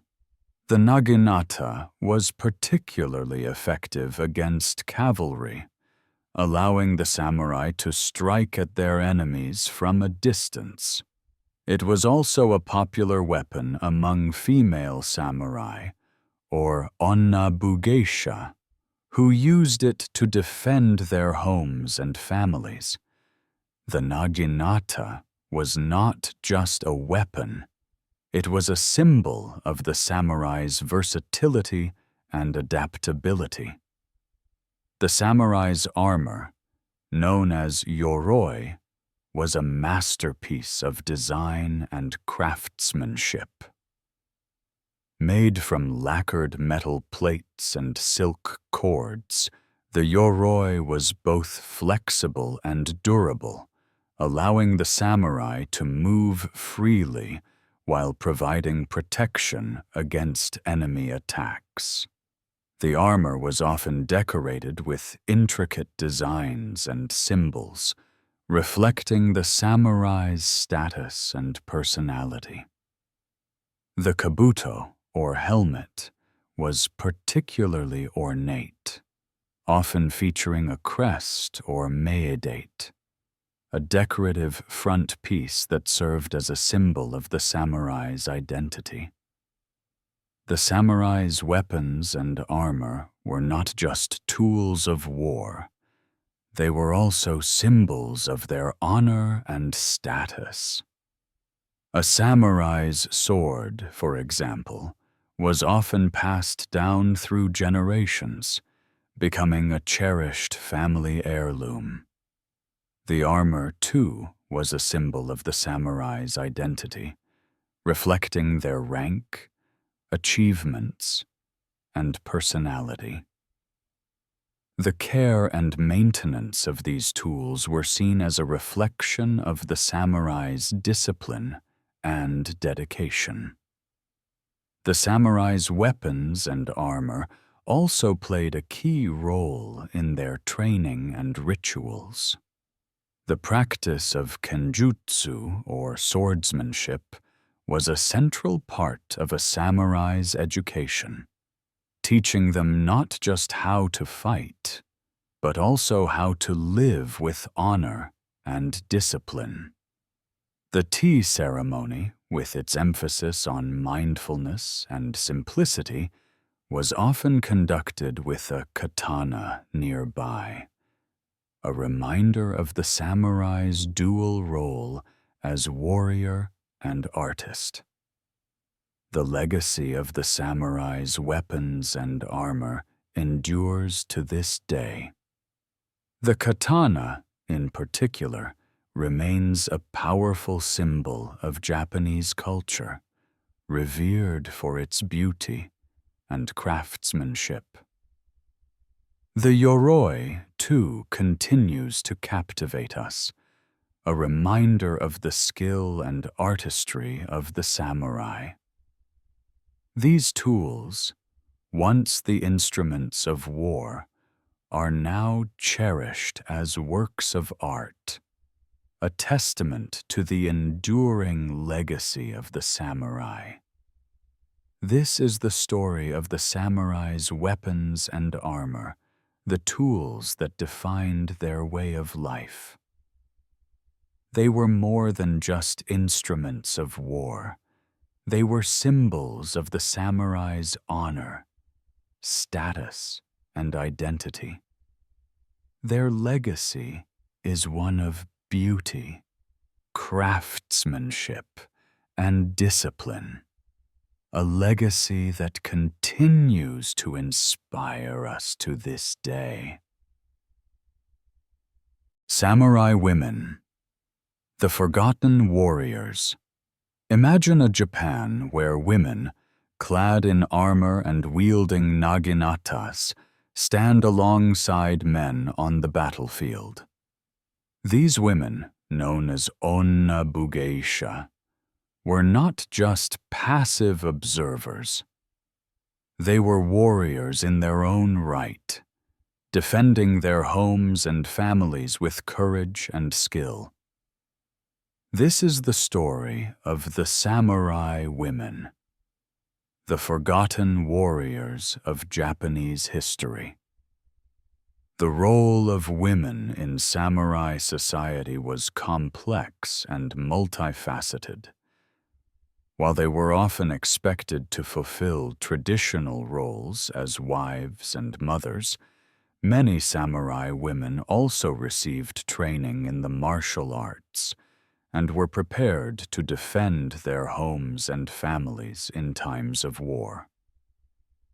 These women, known as onna bugeisha, were a vital part of samurai culture, yet their contributions have often been overlooked in the annals of history. One of the most famous onna bugeisha was Tomoe Gozen, a female samurai who fought in the Genpei War, 1180 to 1185. Tomoe was known for her exceptional skill with the naginata, a polearm with a curved blade, and her bravery on the battlefield. She fought alongside her lord, Minamoto no Yoshinaka, in several key battles, earning a reputation as one of the most formidable warriors of her time. Her story, though shrouded in legend, is a testament to the strength and courage of samurai women. Another notable figure was Hojo Masako, the wife of Minamoto no Yoritomo, the founder of the Kamakura Shogunate. After Yoritomo's death, Masako became a powerful political figure, playing a key role in the governance of the shogunate. She was known as the Nun Shogun, and her influence extended far beyond the battlefield. Masako's story is a reminder that samurai women were not just warriors. They were also leaders, diplomats, and strategists. The training of Onna geisha was rigorous and demanding. They were taught to use a variety of weapons, including the naginata, the kaiken, a small dagger, and the bow.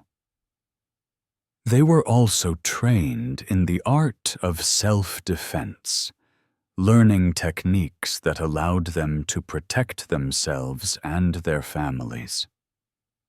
The naginata, in particular, was a favored weapon of Onna geisha, as its long reach and versatility made it ideal for defending against attackers. Yet the role of Onna geisha was not limited to the battlefield.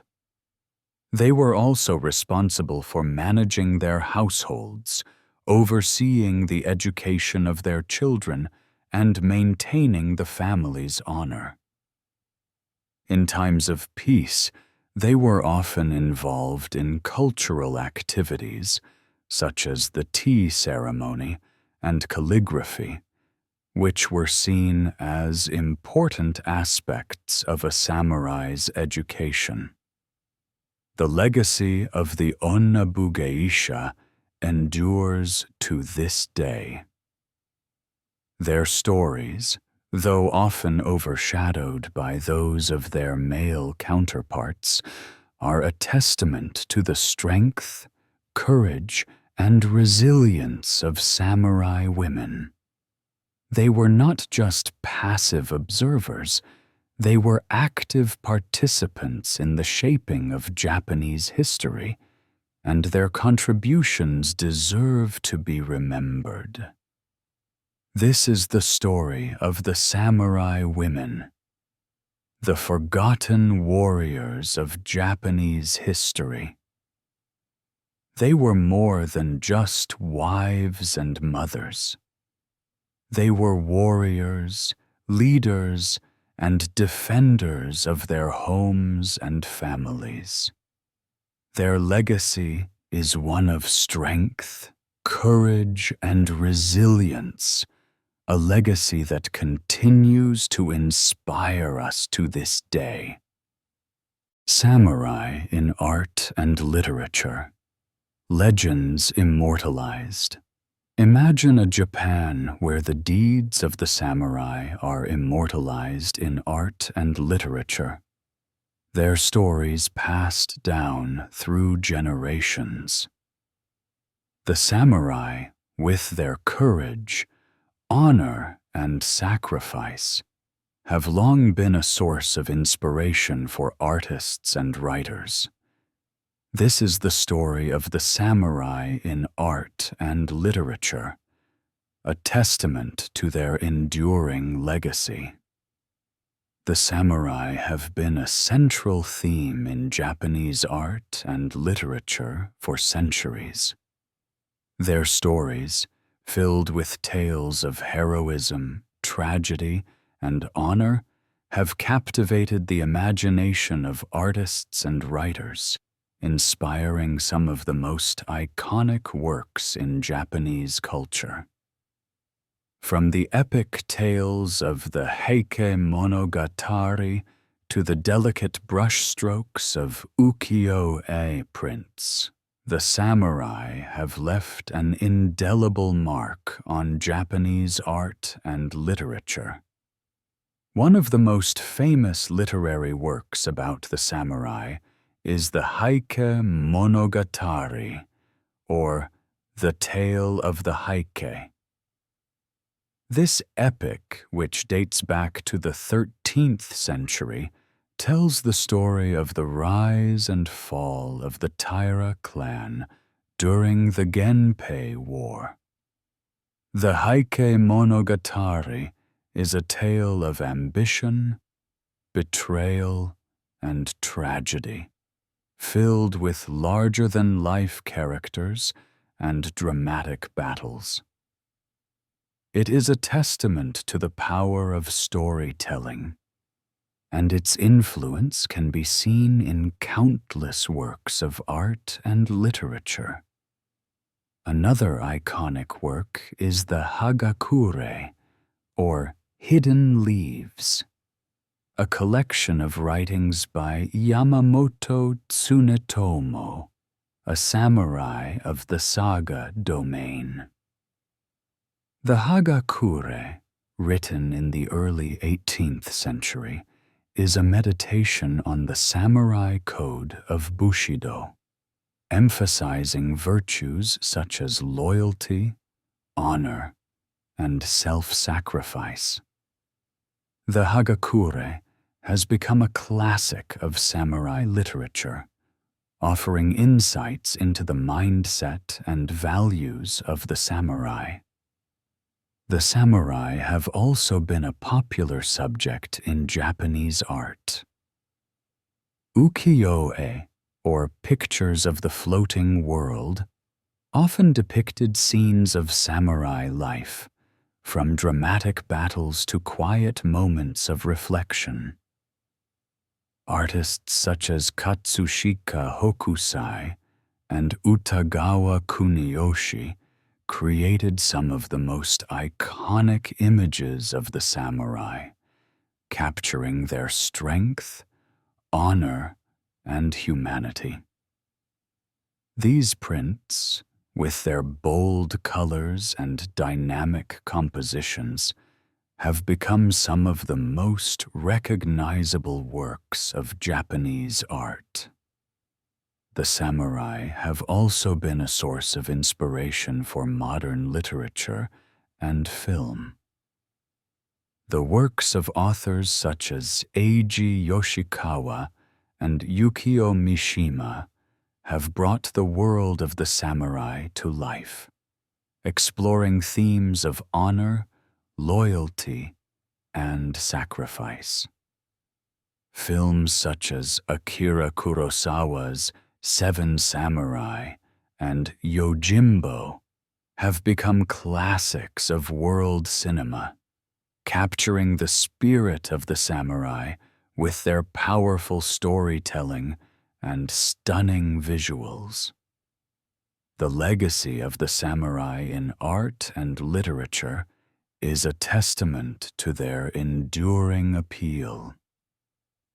Their stories, filled with courage, honor, and sacrifice, continue to captivate us, offering insights into the human condition and the values that define us.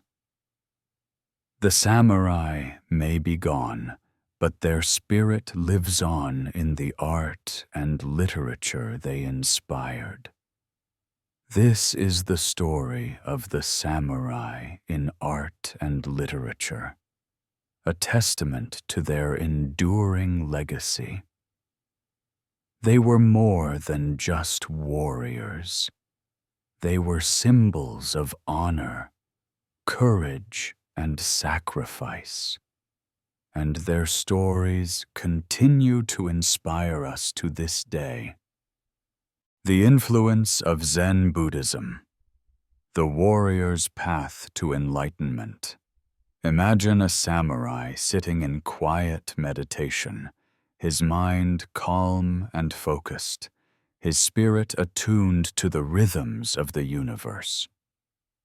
This is the world of Zen Buddhism, a philosophy that had a profound influence on the samurai.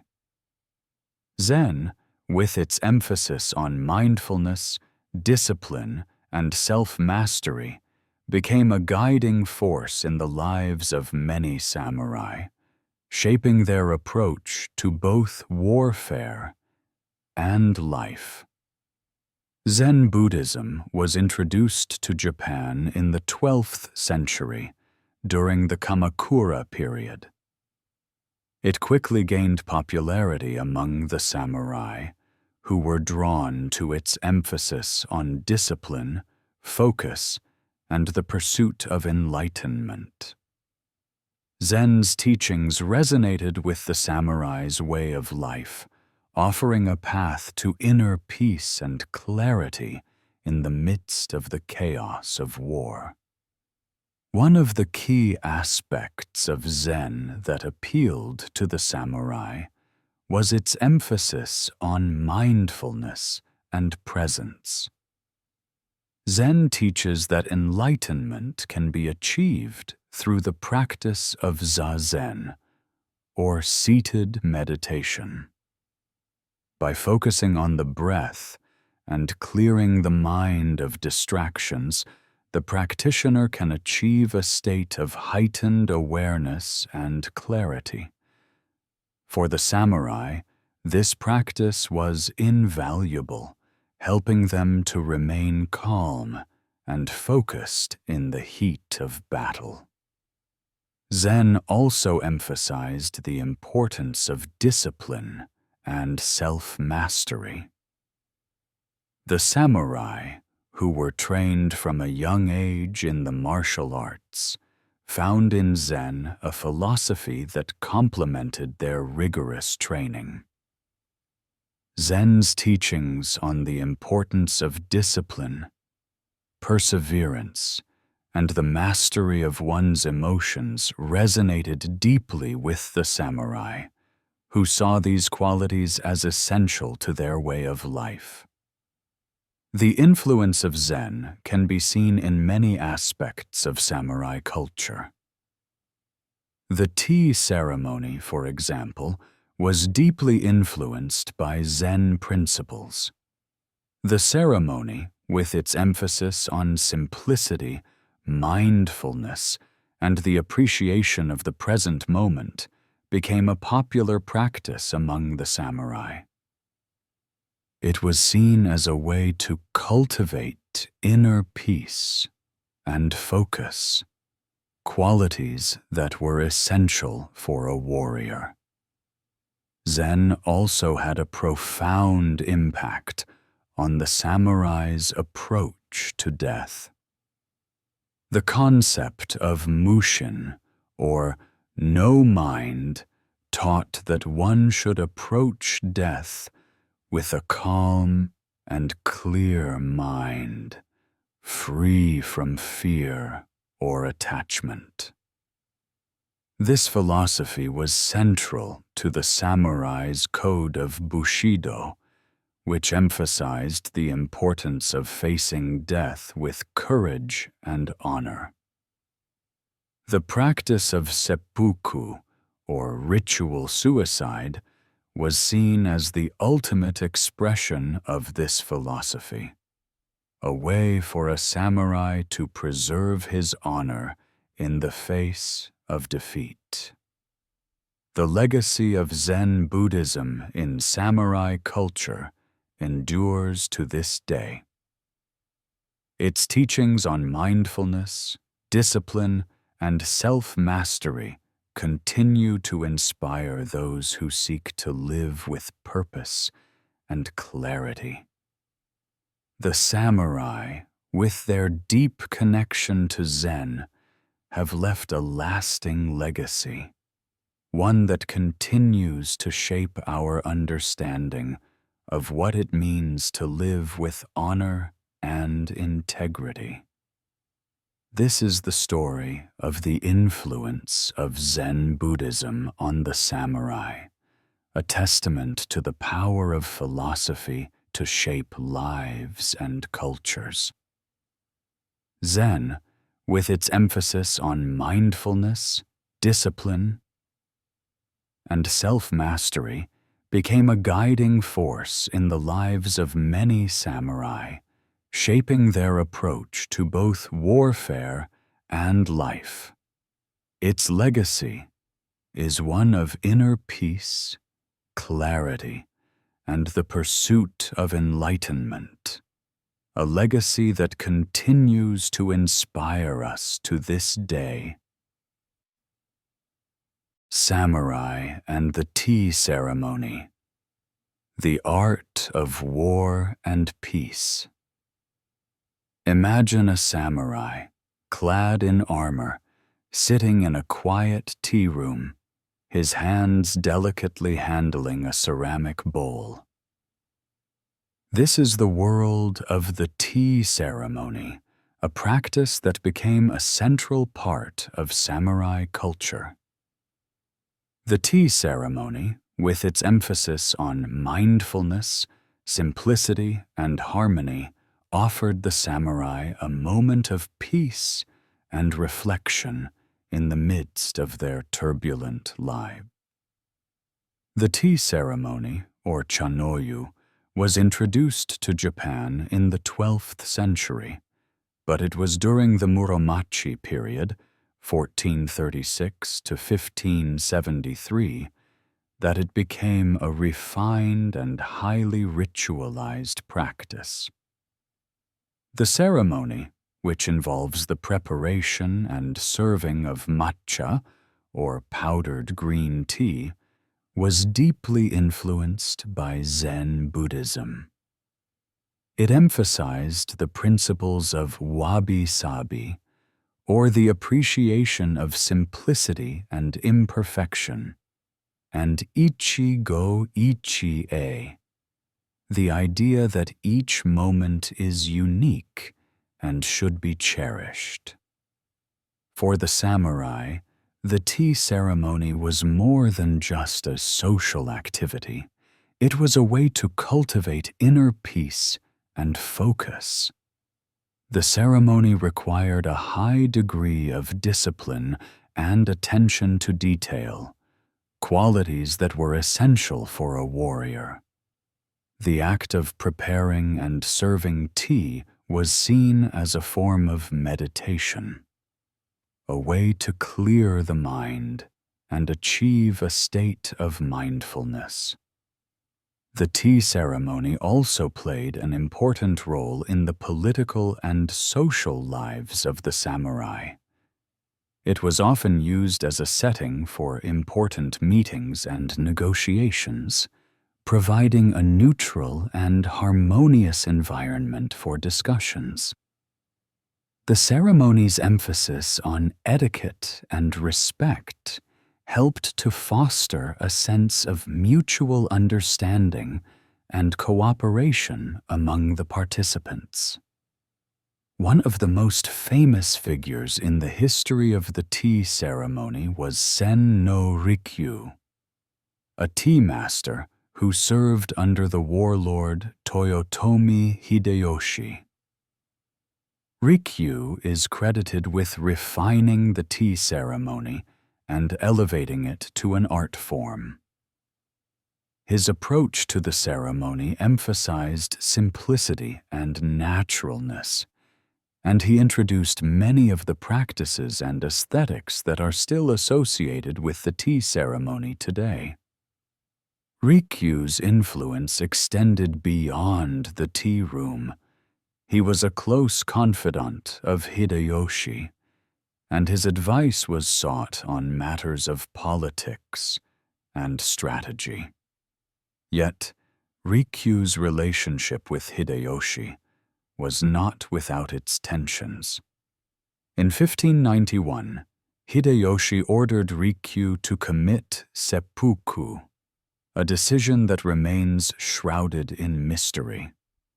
Some believe that Rikyu's growing influence and popularity posed a threat to Hideyoshi's authority, while others suggest that Rikyu's refusal to compromise his principles led to his downfall. The legacy of the tea ceremony in samurai culture endures to this day. It is a reminder of the importance of mindfulness, simplicity, and harmony, values that were central to the samurai way of life. The tea ceremony, with its emphasis on the appreciation of the present moment, continues to inspire those who seek to live with purpose and clarity. This is the story of the samurai and the tea ceremony, a testament to the power of art to shape lives and cultures. The tea ceremony, with its emphasis on mindfulness, simplicity, and harmony, offered the samurai a moment of peace and reflection in the midst of their turbulent lives. Its legacy is one of inner peace, clarity, and the pursuit of harmony, a legacy that continues to inspire us to this day. The legacy of the samurai. From feudal warriors to global icons. Imagine a world where the samurai, once the rulers of Japan, have become global icons, their image synonymous with honor, discipline, and courage. The legacy of the samurai extends far beyond the borders of Japan, influencing art, literature, and popular culture around the world. This is the story of the samurai's enduring legacy, a testament to their timeless appeal.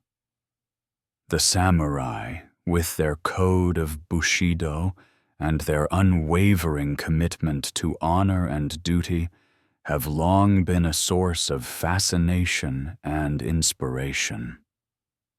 Their stories, filled with tales of heroism, tragedy, and sacrifice, have captivated the imagination of people around the world. From the epic tales of the Heike Monogatari to the films of Akira Kurosawa, the samurai have left an indelible mark on global culture. One of the most significant ways in which the samurai have influenced global culture is through their portrayal in film. Directors such as Akira Kurosawa have brought the world of the samurai to life, creating some of the most iconic films in cinema history. Movies like Seven Samurai, Yojimbo, and Ran have become classics, celebrated for their powerful storytelling, stunning visuals, and deep exploration of human nature. These films have introduced audiences around the world to the values and ideals of the samurai, inspiring countless filmmakers and artists. The samurai have also had a profound impact on literature. Authors such as Eiji Yoshikawa and Yukio Mishima have explored the world of the samurai in their works, delving into themes of honor, loyalty, and sacrifice. Yoshikawa's Musashi, a fictionalized account of the life of the legendary swordsman Miyamoto Musashi, has become a classic of Japanese literature, while Mishima's The Sea of Fertility tetralogy offers a profound meditation on the samurai spirit. In addition to their influence on film and literature, the samurai have also left their mark on the world of martial arts. The techniques and philosophies of the samurai have been incorporated into modern martial arts such as kendo, judo, and aikido. These disciplines, which emphasize discipline, respect, and self-mastery, continue to inspire practitioners around the world. The samurai have also become a popular subject in popular culture. From video games to comic books, the image of the samurai has been embraced by creators and audiences alike. Games like Ghost of Tsushima and Samurai Warriors allow players to step into the world of the samurai, experiencing their battles and struggles firsthand. Comic books such as Lone Wolf and Cub and Usagi Yojimbo have brought the stories of the samurai to a new generation of readers. The legacy of the samurai is not just limited to their portrayal in media. It also extends to their influence on modern values and ideals. The samurai's emphasis on honor, discipline, and self-sacrifice continues to resonate with people around the world. Their code of Bushido, with its emphasis on loyalty, courage, and integrity, offers a timeless guide to living a meaningful and purposeful life. This is the story of the samurai's enduring legacy, a testament to their timeless appeal. From their origins as feudal warriors to their status as global icons, the samurai have left an indelible mark on the world. Their stories, filled with courage, honor, and sacrifice, continue to inspire us, offering insights into the human condition and the values that define us. The enduring spirit of the samurai. Lessons for today. Imagine a world where the values of the samurai, honor, discipline, and courage, are not just relics of the past, but guiding principles for the present. The spirit of the samurai, though rooted in a bygone era, continues to resonate with us today, offering timeless lessons on how to live with purpose and integrity. This is the story of the enduring spirit of the samurai, a legacy that transcends time and culture. The samurai, with their unwavering commitment to the code of Bushido, embodied values that are as relevant today as they were centuries ago. Their emphasis on honor, loyalty, and self-discipline offers a powerful model for navigating the complexities of modern life. In a world that often feels chaotic and uncertain, the samurai's dedication to principles and their ability to remain steadfast in the face of adversity serve as a source of inspiration. One of the most enduring lessons of the samurai is the importance of integrity. For the samurai, honor was not just a concept, it was a way of life. They believed that a person's word was their bond, and that actions should always align with principles. In today's world, where trust and authenticity are often in short supply, the samurai's commitment to integrity reminds us of the importance of staying true to our values, even when it is difficult. The samurai's emphasis on discipline and self-mastery is another lesson that resonates deeply in our fast-paced, distraction-filled world, and the samurai understood that true strength comes from within, and that mastering one's emotions and desires is essential for achieving greatness. Their rigorous training, both physical and mental, serves as a reminder that success is not just about talent, but about dedication and perseverance. The concept of mindfulness, central to the samurai's way of life, is another lesson that has found renewed relevance in today's world. The samurai practiced zazen, or seated meditation, to cultivate a calm and focused mind. This practice, which has its roots in Zen Buddhism, is now widely recognized as a powerful tool for reducing stress and enhancing well-being. The samurai's ability to remain present and focused, even in the midst of chaos, offers a valuable lesson for navigating the challenges of modern life. The samurai's approach to adversity is another lesson that continues to inspire. They understood that life is filled with challenges, and that true strength lies in the ability to face those challenges with courage and resilience.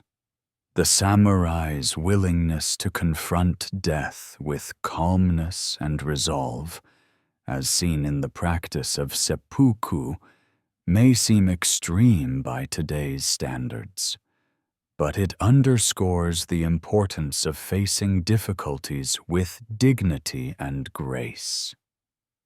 The samurai's legacy also offers lessons on leadership and service.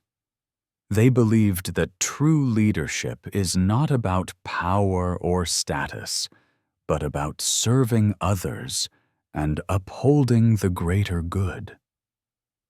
Their sense of duty and responsibility, whether to their lord, their family, or their community, serves as a reminder that leadership is a privilege that comes with great responsibility. In today's globalized world, the samurai's emphasis on cultural appreciation and exchange is also relevant. The samurai were not just warriors, they were also patrons of the arts and culture. They embraced practices such as the tea ceremony, calligraphy, and no theater, recognizing the importance of cultivating a well-rounded and refined character. This appreciation for culture and the arts serves as a reminder of the importance of embracing diversity and fostering a sense of global citizenship. The enduring spirit of the samurai is a testament to the power of values to transcend time and culture. Their legacy, rooted in honor, discipline, and courage, continues to inspire us, offering timeless lessons on how to live with purpose and integrity.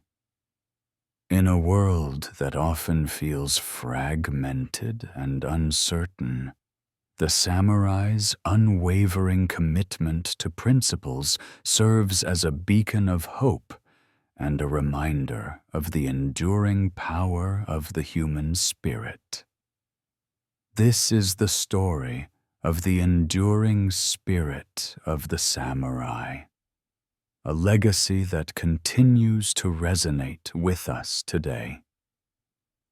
Their values, rooted in honor, discipline, and courage, offer timeless lessons on how to live with purpose and integrity. Their legacy is one of resilience, mindfulness, and service, a legacy that continues to inspire us to strive for greatness in all that we do.